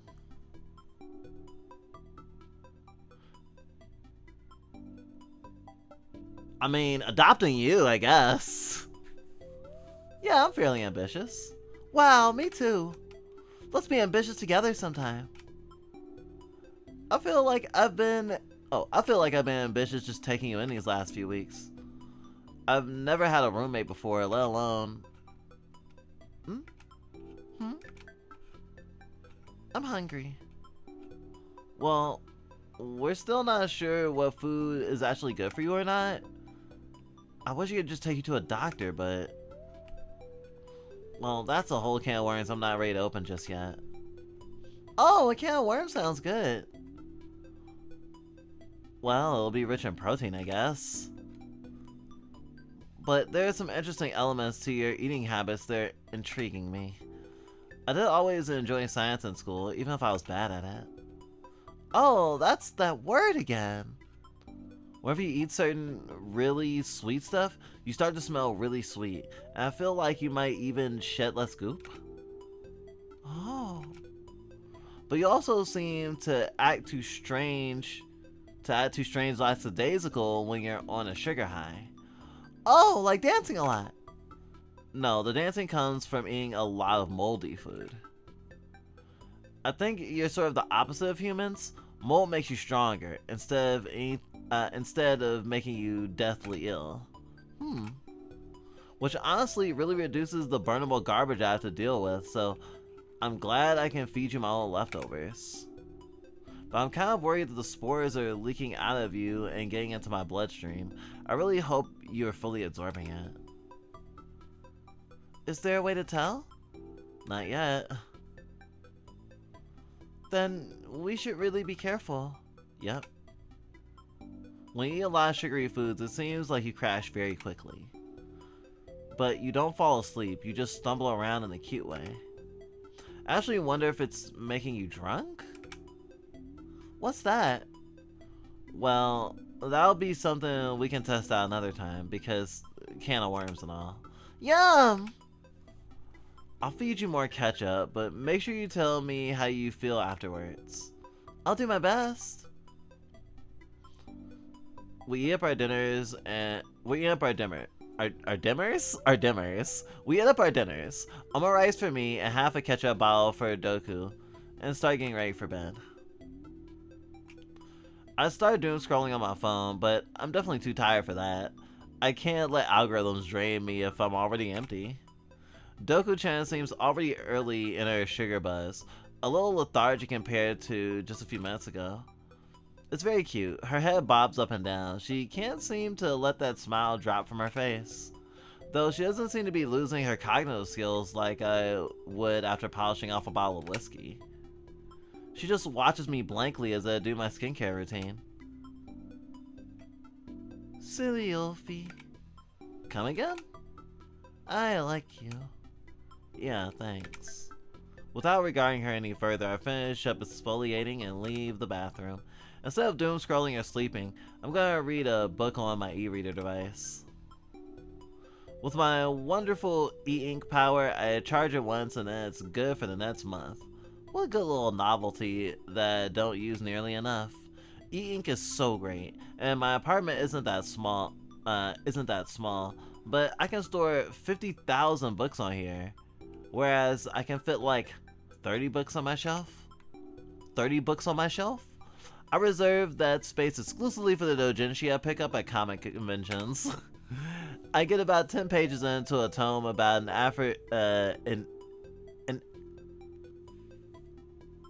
th- an apathetic demon lord when I feel a strange gelatinous weight pressing down on me. I lower the e-reader. Hi, old son. Doku-chan is sitting on my lap. Hello. I'm a little busy now. You can make some time for me.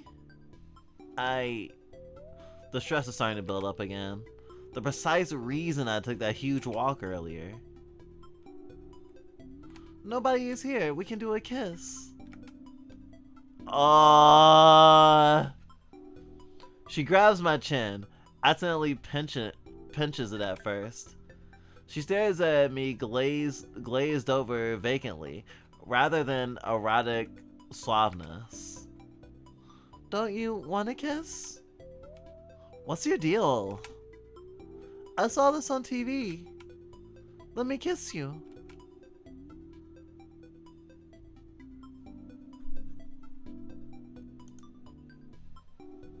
So many options. Maybe? I'm not sure. I need you to give a clear answer. Oh my god, she's understanding consent! Whiskey. Yeah, she's... The Harkness test! The Harkness test! It was the Harkness test!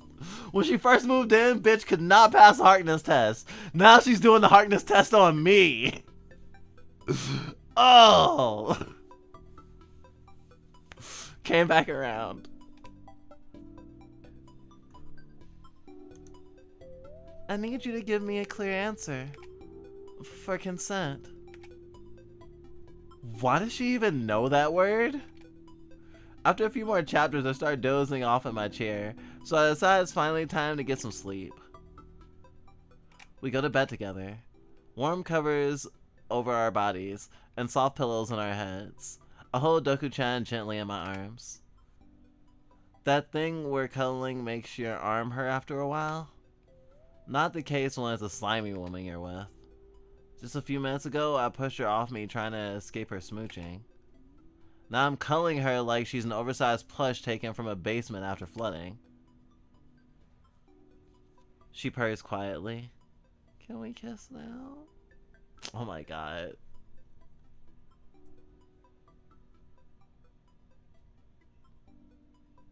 Oh wait, no, I'm playing her now.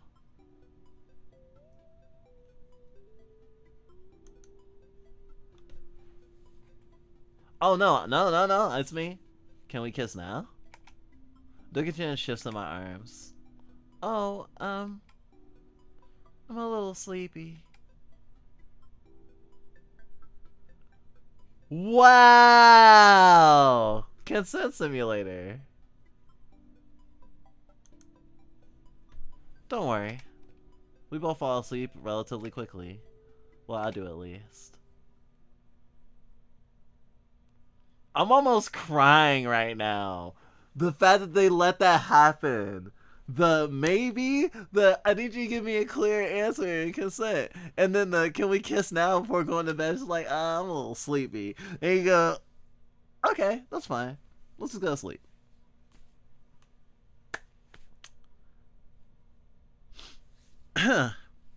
Of course, you can be toxic as well. And I think that that's important too. My homies, all my homies love choices. And of course, I do have the saves. The next morning, I wake up with a cough and a lightheaded spinning dizziness. What the? My senses start to return to some sort of normal, which means that this woman in bed with me has suddenly once more become completely repulsive. Everything that's attractive about her to me disappears when I remember that awful smell. The goop on my expensive pillows. I cough loudly enough that it wakes Doku-chan up. Ah! Sorry. I'm a little under the weather. Or possibly I'm feeling gross due to sleeping with the sledge lady with zero precautions? Doku-chan gets out of bed before me and scampers around doing whatever. I don't yet have the mental capacity to pay attention to her. I get out of bed and do my best to stretch.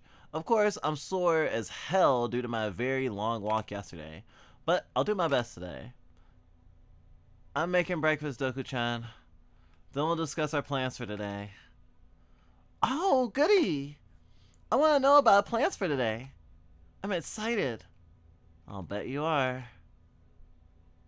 Feeling quite unwell, even after a mostly relaxing day yesterday, I make myself an Irish coffee and fry up some extremely greasy bacon strips. That'll be the best way to get through the day. And finally, I gain just a little bit of mental clarity. Doku-chan's chipper as a woodchuck.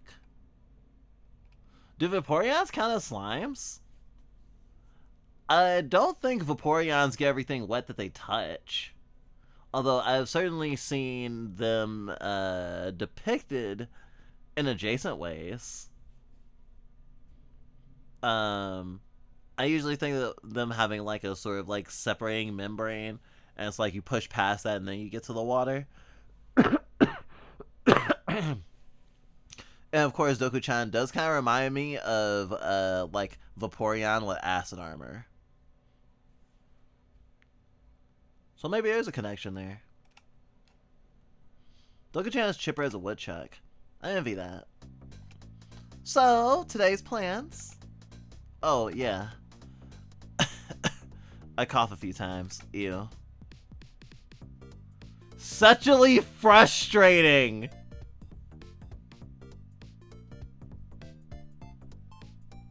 So I've noticed that living with you has been a challenge. I haven't lived with anyone since I left my family's home, much less someone who isn't human. I'm sorry. It's not your fault. You can't control how you were born. What I mean to say is, we need to adapt our living situation starting today. Are we going to move? No. We're going to make it safer for me. And you. I don't know what substances you're actually made out of, but it's spreading to surfaces around my home.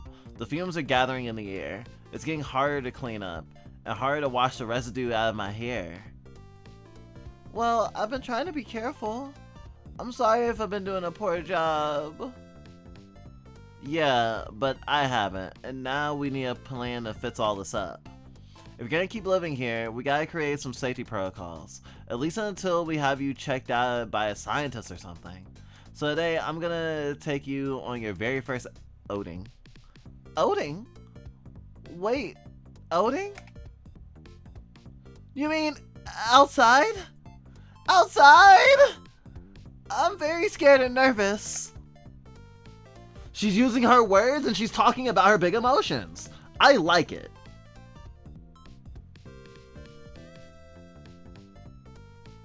I feel like if a Vaporeon drank piss, it would turn yellow. My mind is wandering. And if you fed a Vaporeon spaghetti, maybe it'd turn a little bit muddily red.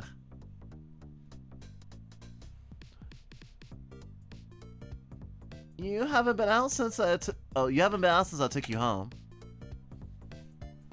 I told you it's dangerous to go alone. But take this. I hand Doku-chan a paper bag with a leak-proof wax coating. Put that over your head when we go out. It'll put everyone at ease. People on the outside put bags over their heads? Why? No, only you. It's to protect you from getting noticed by other people. If they see your oozing body, they might get suspicious. So if they see you with a bag over your head, I can just explain to them that you're incredibly ugly. You're very smart. Secretly, I'm not ugly. Doku-chan, but you might... but they might think I am because of the bag. I have to hide your cuteness. Well, I'm the only one allowed to decide if you're ugly or not. Interestingly possessive. I can't resist. I have to hide your cuteness. Yeah! We're going to the shopping center together and buying some things. Oh, like in the commercials. Yes.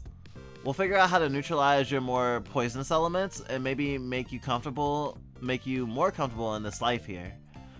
I want to keep you here, but it'll take a lot of work. And money, sadly. After a bit of prep talk, Doku-chan's meekness has vanished. She's ready for adventure. And this outing... Is this outing actually a good idea? Unlikely. I'm doing it anyway. Please don't be the end of the demo. Please don't be the end of the demo. Please don't be the end of the demo. I could just explain that she's ugly, obviously.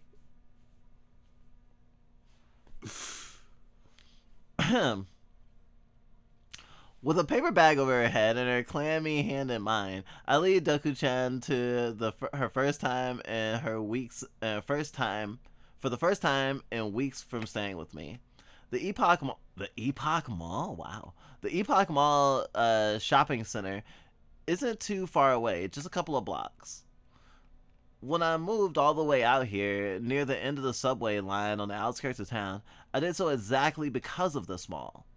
All the suburban amenities just a short walk away. Supermarket, the penny arcade, movie theater, chain restaurants, nice places to sit, a couple of local cafes, and empty on weekends as people flock to the city core for the more popular shopping destinations.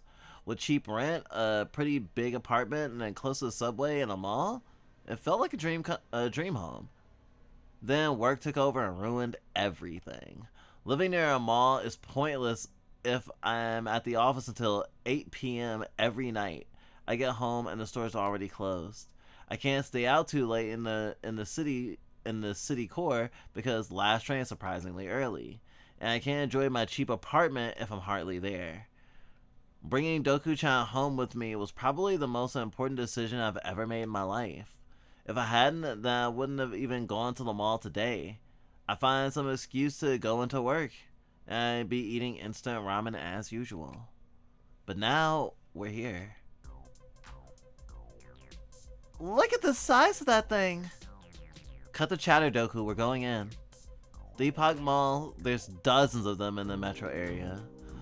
All pretty much the same thing. With different combinations of stores. Convenience commodified. That's why we like them. Now, first things first, lunch. We head over to the food court, where annoying teens yell at each other about their smartphone games, and where annoying middle-aged couples reserve an entire 6-person table they're placing a glove or scarf on.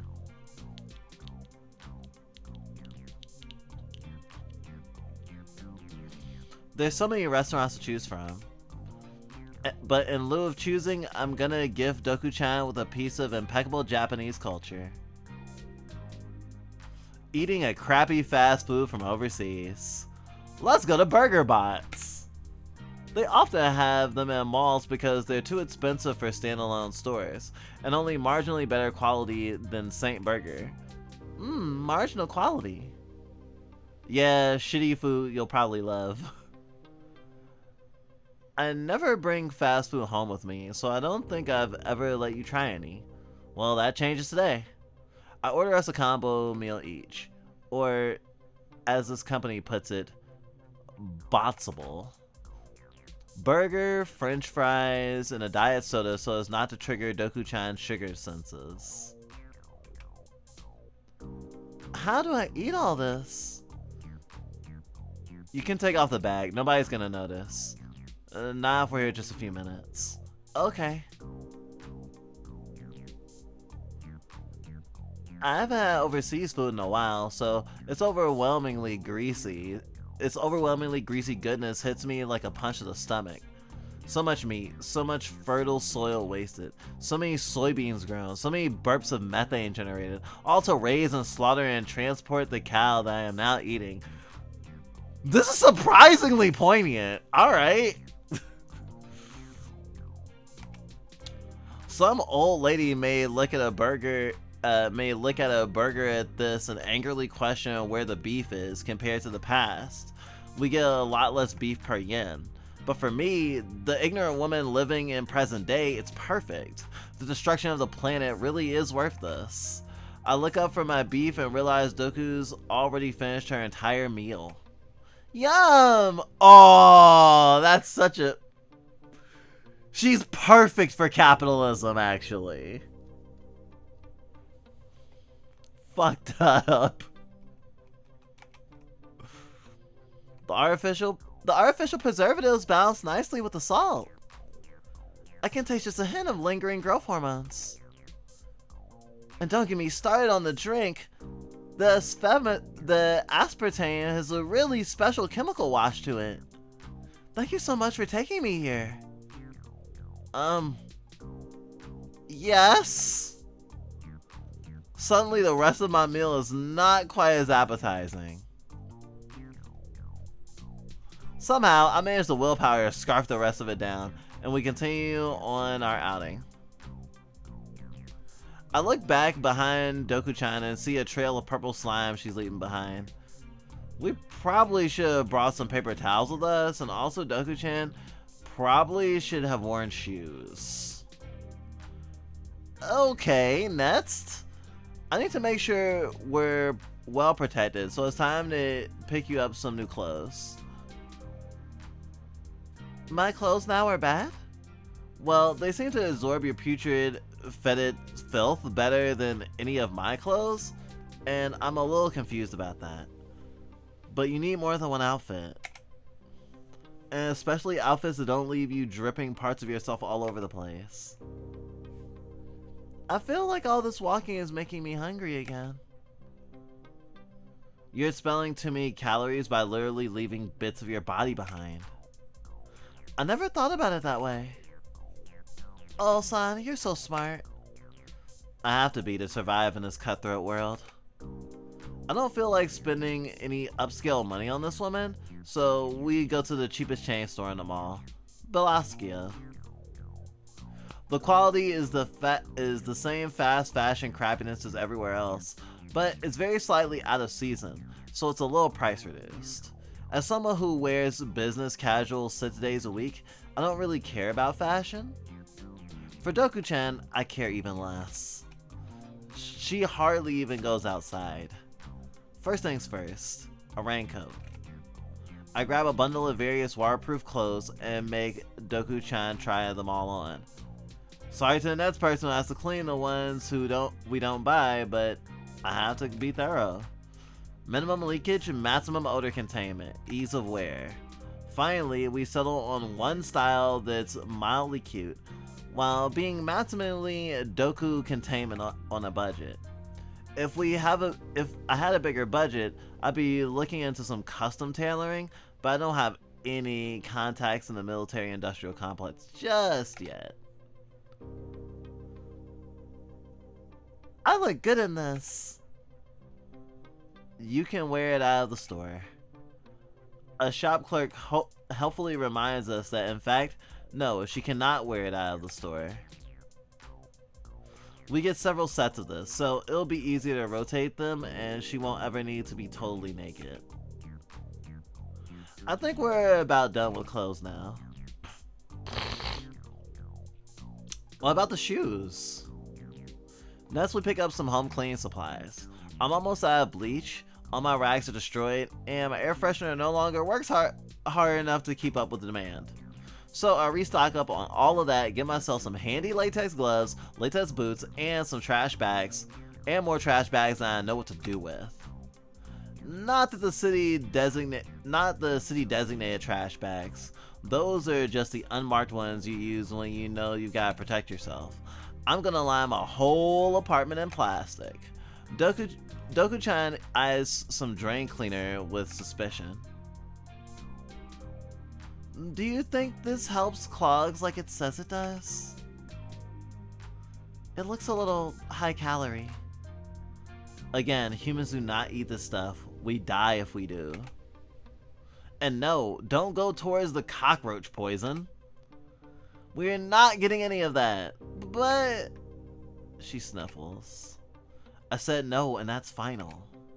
Hmm. Here, I'll get you something a little less deadly. I grab a pack of deodorant powder and show it to her. This should freshen you up a bit. Really healthy. Healthy for my nose, at least. Bleh, looks gross. Too bad, we're getting it. We're stocked up on plenty of supplies. Maybe life in my apartment can be a little less dangerous now. Finally, after a while longer in the mall, it's clear both of us are tired out.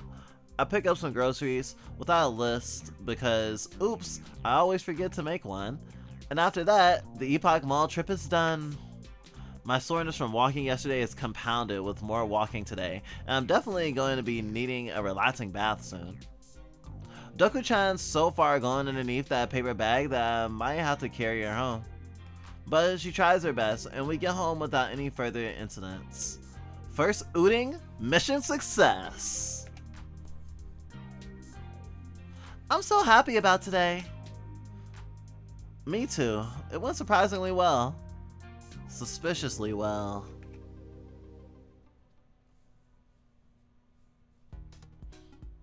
I'm back at work after a day and a half of a relaxing vacation. It was busy and physically exhausting, but mentally I'm back on track to deliver reports to the sub-manager and to do a poor enough job that I never get promoted to sub-manager myself. With a slightly better meal situation than usual, I cook curry and rice instead of just bringing instant ramen. I'm feeling a little less dour during my lunch hour. I always work well during my lunch hour if I have a good meal to nibble at while I continue not taking a break. Fujio returns to her desk just having finished up her lunch hour, where she apparently went to the company garden to relax. She must be ahead of her assignments. Gosh, I wish that were me. How's your report coming? I'm behind, but not by much. Thanks for covering me the other day. No problem, I'm glad you're in better spirits. I feel a lot better. Did your boyfriend problems work themselves out? I don't respond or make eye contact. She looks at me more deeply. Sorry, did your partner problems work themselves out? Figured out as queer so quickly. I don't really know what you... Don't worry, I don't go to the drinking party, so I have nobody to gossip to. If you have any romance trouble, just know that giving it time and space pretty much always makes things work out. If your partner is annoying you and you give it a few days, usually you come to realize that they aren't actually that annoying after all. You are the problem. Or if there's some weird atmosphere between the two of you and it doesn't go away after a long time, well, then you gave it enough time to know things won't work out. Sometimes our partners make us sick, give us headaches, hurt us even when they don't mean to. You can lash out, bottle it up, or just be patient and wait for the resolution. Usually there's a path forward, but not always. Thank you.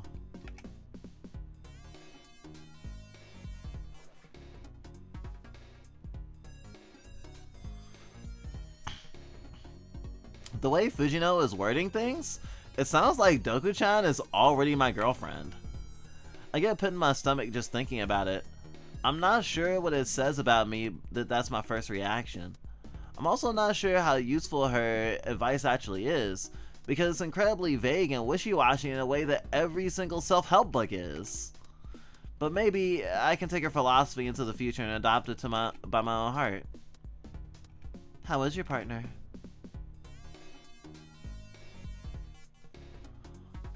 Ah! See, I have personally learned in relationships that the way you talk about your partner, obviously, colors other people's perceptions of your partner. So if you lead with a lot of negative things, people will start to associate your partner with being a bad partner. Even if that's not how you feel about them, it's just all they hear. So, if you're talking about your partner to someone for the first time, don't start with all the negatives.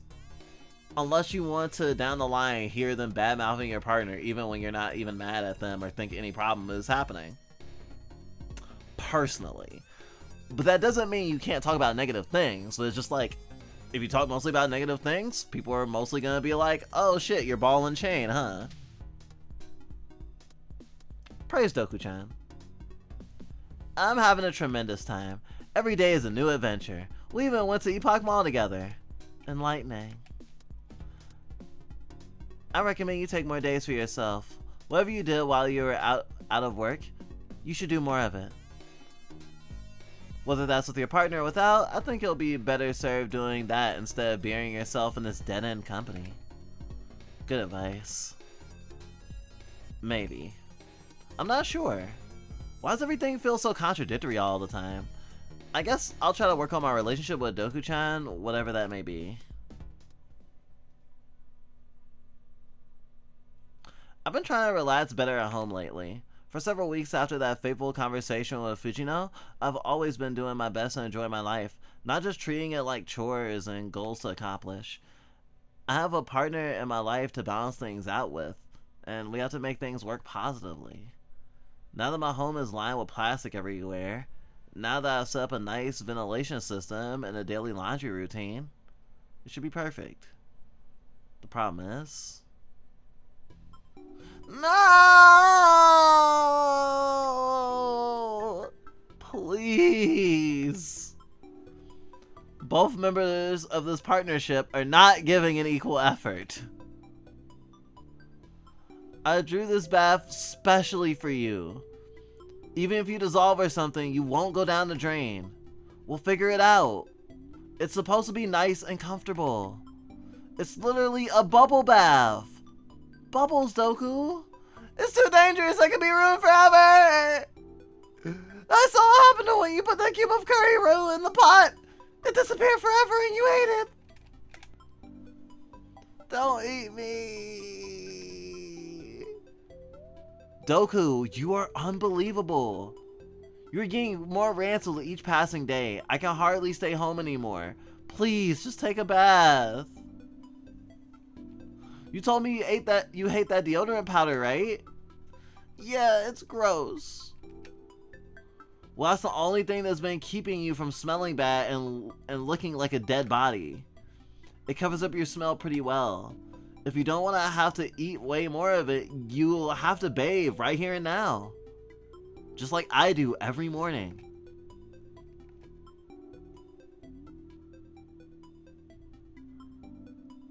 Being tepid is just not an option.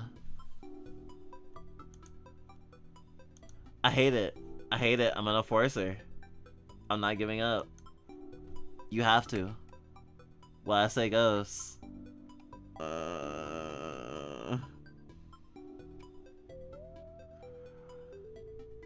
Although, if we're keeping by human standards, literally, if someone is staying with you and they're not paying rent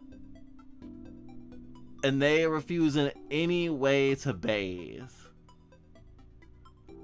I do not like ultimatums, but like, I think there is a reasonable expectation, and then not doing that or not trying to find some way to accommodate that someone needs you to bathe is unfair and antisocial. And that actually hurts to say. Because I think that everyone deserves, like, a roof over their head and stuff. And everyone deserves a roof over their head and stuff, whether they bathe or not. But also in the world we live in, I can imagine myself, if I had a roommate like that, I could see it eventually becoming a problem. And I understand that. And there's a lot of, and we've been in a lot of situations where people have different, like, sort of medical needs. And showering can be hard. And bathing can be hard. And when that happened, we weren't able to be really social with them. It was just like, I guess I had to stay in my room. Like, I mean, I wasn't in a position to kick them out. If anything, they were more in position to kick me out. But like, even if it doesn't come to literal homelessness, it becomes a problem. It becomes tension in a relationship, and it hurts the relationship.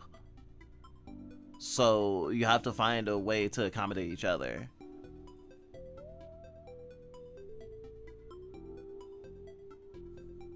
Though I don't like the idea of using force. From my own nature, I mean. Well, as it goes, I know what's best for you and nobody else does. Oh, no, that's too parental. That's fucked up. Oh, no. Honestly, you should start with like a body part and not like her whole body. You know?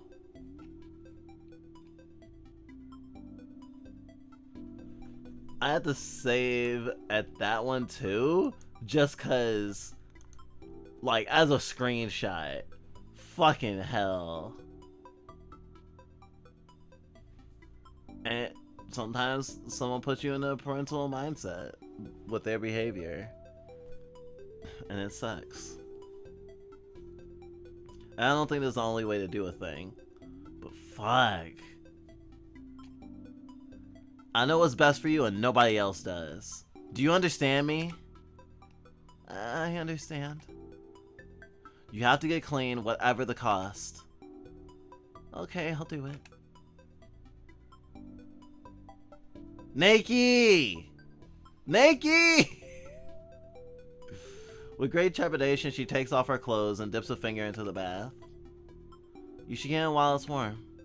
I will! More hesitation. She puts a foot in and it's higher than she expected. She pulls back with nervous giggle. The bubbles in the bath swish around and one of them floats up into the air. She tracks it with her eyes and uses it as an excuse to pull away from the tub and follow it. Oh, Doku-chan. You seem really scared. I am. Don't leave me. I want you to stay with me. Whenever you go away from me, I always get a little scared. What if something happens to me? You protect me. Alone, I'm not good enough. Oh, Doku. Please watch me. Keep me safe. Fine, I will. She finally enters the tub and starts bathing. I sit on the edge of the bath to comfort her. It's important I be here for her. There's always a chance, however small, that she really will get hurt somehow by the bath. There seems to be no problem so far. The tub has been dyed a thick purple already, but she herself is not losing any noticeable composition. Use that sponge. There's lots of soap in there. You can scrub away and get the dirt and grime off of you. But the dirt and grime keep me healthy. But not me. I get sick from your dirt and grime. Like actual sickness. Don't you want me to be healthy? Yeah. I need you so much. She grabs my arm, literally clingy. We go to bed together and make out before I've even hit the pillows. No music playing in the background, just lips smacking together and bodies rubbing against one another. Doku-chan just got clean. I'm gonna make sure she stays as clean as she can. Even if I take in toxins in the process, I can take it. She's gasping for breath. I pin her down and meet her eyes. Don't worry. I've got you. Oh, son. We wrap ourselves around each other. There's no going back from this. I'm officially in a domestic relationship with an incredibly short sledge woman. If I were in a different situation, I might ponder the implications of that and what it might mean for my future. Instead, I'm only pondering Deku-chan's delectable existence, her rapid heartbeat. I'm only pondering how happy I feel. Happy at any cost. Your relationship rank is tonic. Oh, the game actually grades you?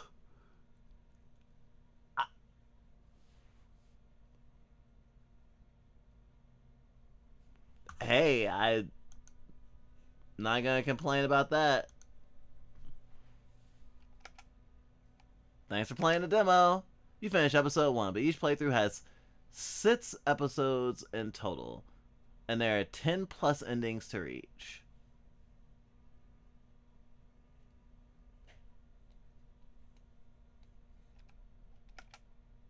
How will Ulsan and Deku-chan's relationship evolve? The result is up to you. Wish this a game and make sure to tell your friends what rank you got.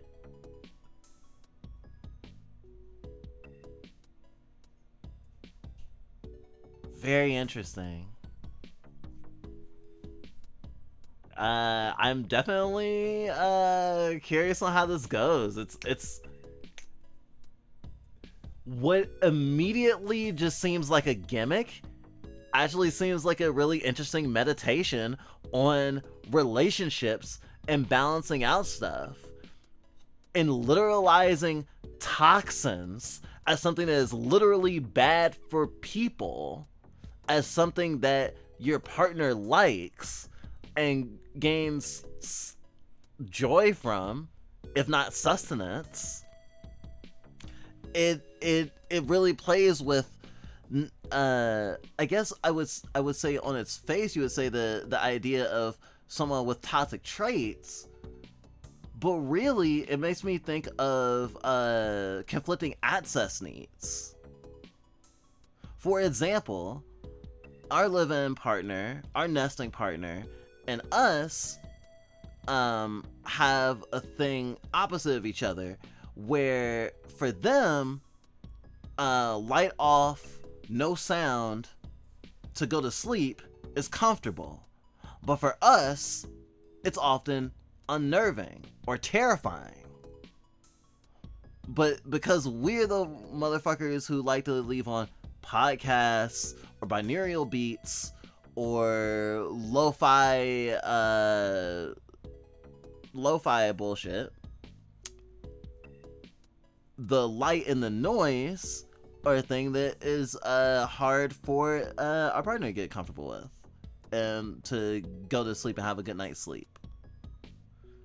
And we try to balance those things, and we don't always, and actually it's sort of swayed more towards my comfortability than for hers.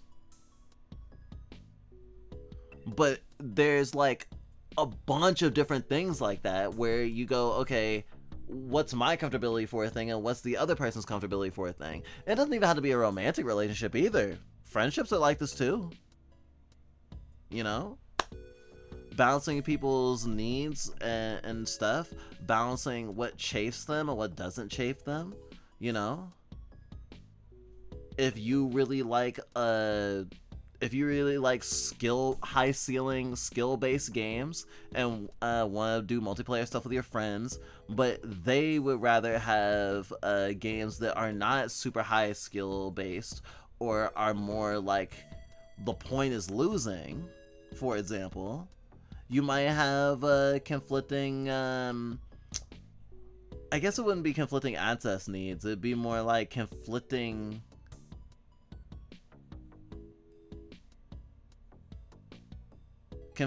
game itches, or like conflicting desires of play, and working around that is like keys to like successful, maybe not even necessarily successful relationships, but the building blocks of successful relationships. All those tensions, balancing the tai chi, the yin and the yang of that is so important. And you know, I read really heavily into things and like to call myself analytical and like to pull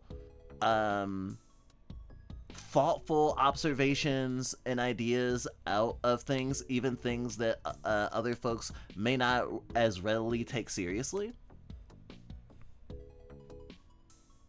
And to each their own. I have to say I'm very intrigued. And with my experience with like game jam games especially, I'm used to something like this scenario ending in the episode 1 and just being like, alright, there it is. That was a cool experience. But seeing it progress and also having the context of the situation is really cool. And honestly, I wouldn't mind doing some like critiques of capitalism, talking about it too, and work culture, and something that has been scratching at our head for a while. The notion of being healthy and how it's possible to be healthy in a society that, like with the fucking burger, fucking poisons you.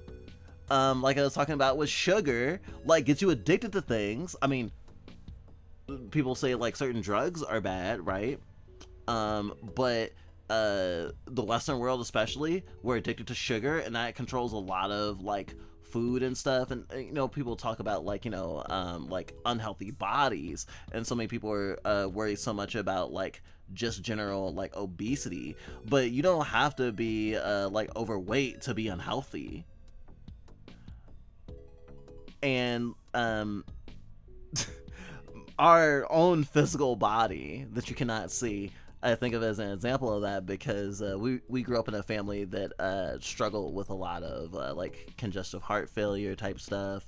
You know, I mean, I wouldn't be surprised if folks in our bio family had like thyroid issues or something too. But generally, there was just a lot of people in unhealthy lifestyles, but also people who had trouble escaping them. And of course, you know, there's poverty and food deserts. Although I've recently talked to some other comrades, and they're trying to normalize the idea of not calling them food deserts, but calling them food apartheid, or like work apartheid, where there's like not a lot of employment in a given area for people, right? And I think that's an interesting context to put it in. But irregardless, what I mean is, we have had a body that has been, we have like a lanky body, and we have often been told by the people around us, because of the family we grew up in, that our body was healthier by the nature of it being thin, and like people worry about our health specifically in the context of us gaining weight through it, and that being a physical indicator of us being unhealthy. But if we continue to be skinny but still were unhealthy, it was fine. That is to say, we move in ways that are acceptable for society, especially for like the image of what is healthy, and then the reality of what you actually have to do. Because I don't know if you know this, sort of a tangent change, taking a shower every single day is not necessarily the healthiest thing for your skin. Thinking about the reflection of that in the game, actually, with the taking 2 showers a day, being like Olsan being like, yeah, I gotta fucking moisturize, and like you know, taking oils and shit away from your body. But like the image of someone who doesn't bathe every day is seen in society, at least how we were raised, in such a way that is like, you become a social pariah if you say you shower 5 days a week and not say 7. And honestly, through being autistic, for example, like there's a lot of like weird ways in which we naturally move that most people don't question, that we have questioned for our entire lives or had problems like assimilating into. We actually were scared. We're literally scared of showers till we were 12 years old. Actually,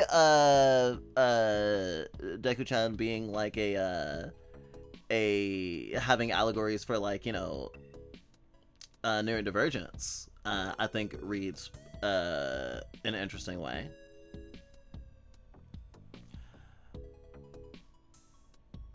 And also like, interestingly, even though it is like romance, it is interesting thinking about the concept of like someone who to really be taken care of and like set up to do the best and to be independent. Like, you have to give a lot of resources to make that to give that person the tools to be independent and to do certain things. And because Ulchan doesn't have those things, has to work all the time, and so, has no energy, has no village to raise this lesbian, there's a lot of rockiness. It makes me think of like people who are like single parents, or folks who have to like raise their sibling, and their parents working all the time and they're not doing enough. There's a lot of different dynamics it makes me think of.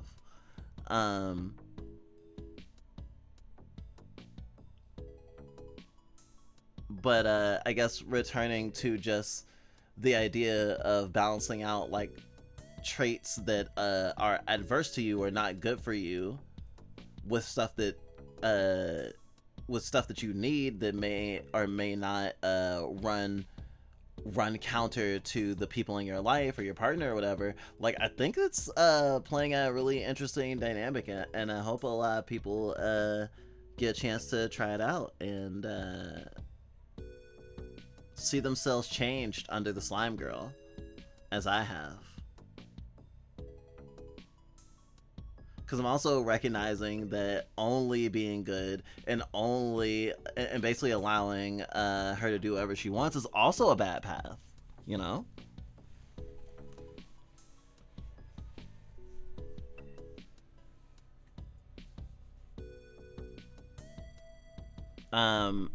Like I said before at the top of stream, the developer actually sent us a key for the demo, so the demo is not actually available right now, at least the day that we're streaming this.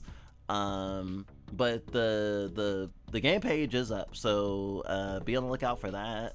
I really appreciate the trust of allowing us to show this to our audience, and I really dug it.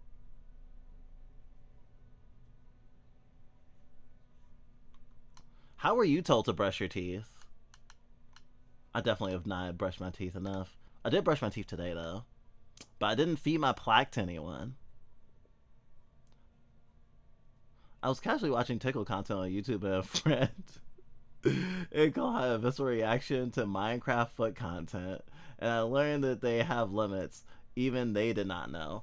Oh, that's a beautiful example of a thing of like limits and stuff. Sometimes you don't know your limits till you hit them, and I think a lot of people when they cross someone's boundaries, they immediately think that it is bad, right?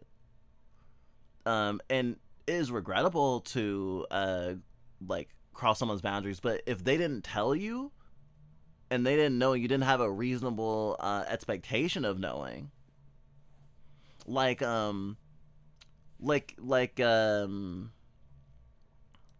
don't know, something that's a lot more casual I'm trying to think of. Some people are really disturbed by like people who eat with their mouth open, right? And if you've never had anyone around you that's felt weird about that, the first time it happens, it might feel really alien that anyone would ever feel weird about that, or need to be warned, or need to get used to it, or ask you not to do it. And sometimes you take the shock of being told that there's something that someone else would like you not to do around them that feels like violence, like, oh, you're restricting me, and it's hard to not feel like a little bit of RSD in that way. But like holding space for other people and community, even in small ways, is super important. And in our martial arts class, we had or I guess continue to have a little bit of a tension with one of our classmates who like keeps like dude or broing us. Alongside like certain other smaller microaggressions, and the age-old "oh, I dude everyone" like sort of comes up, and I think there was someone online that we heard talking about a similar context where they're like, it's not necessarily about you calling any femme dude and you don't even think about it. This is the thing that I would like to not be called. Like, I am asking you specifically not to call me that, but it is something that is in common with a lot of people like me, that they might not like to be called that. You know? And we still need to finish having that conversation with that person. That's going to be really awkward for both of us. Because last time we corrected them about it, they immediately apologized, but then literally fled the scene before being able to actually have like the uncomfortable moment. And sometimes you just don't want to have the uncomfortable moment. You just avoid and avoid and avoid. I get that too.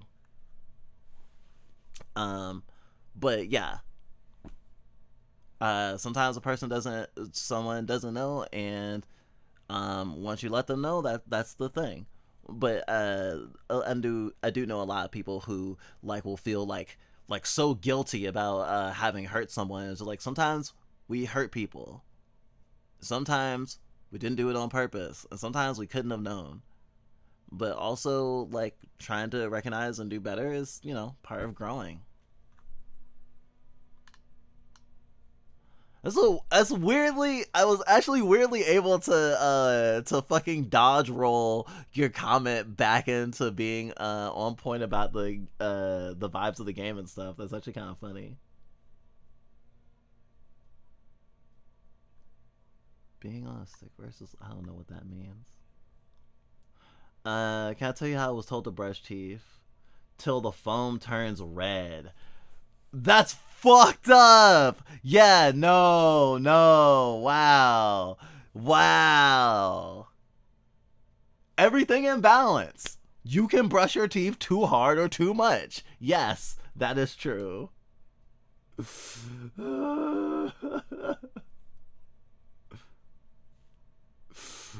Oh, like for real. 4 hours of feet were fine, but 1 minute of Minecraft feet and you're icked out.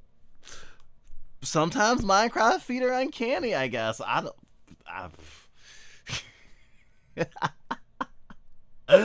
Wow.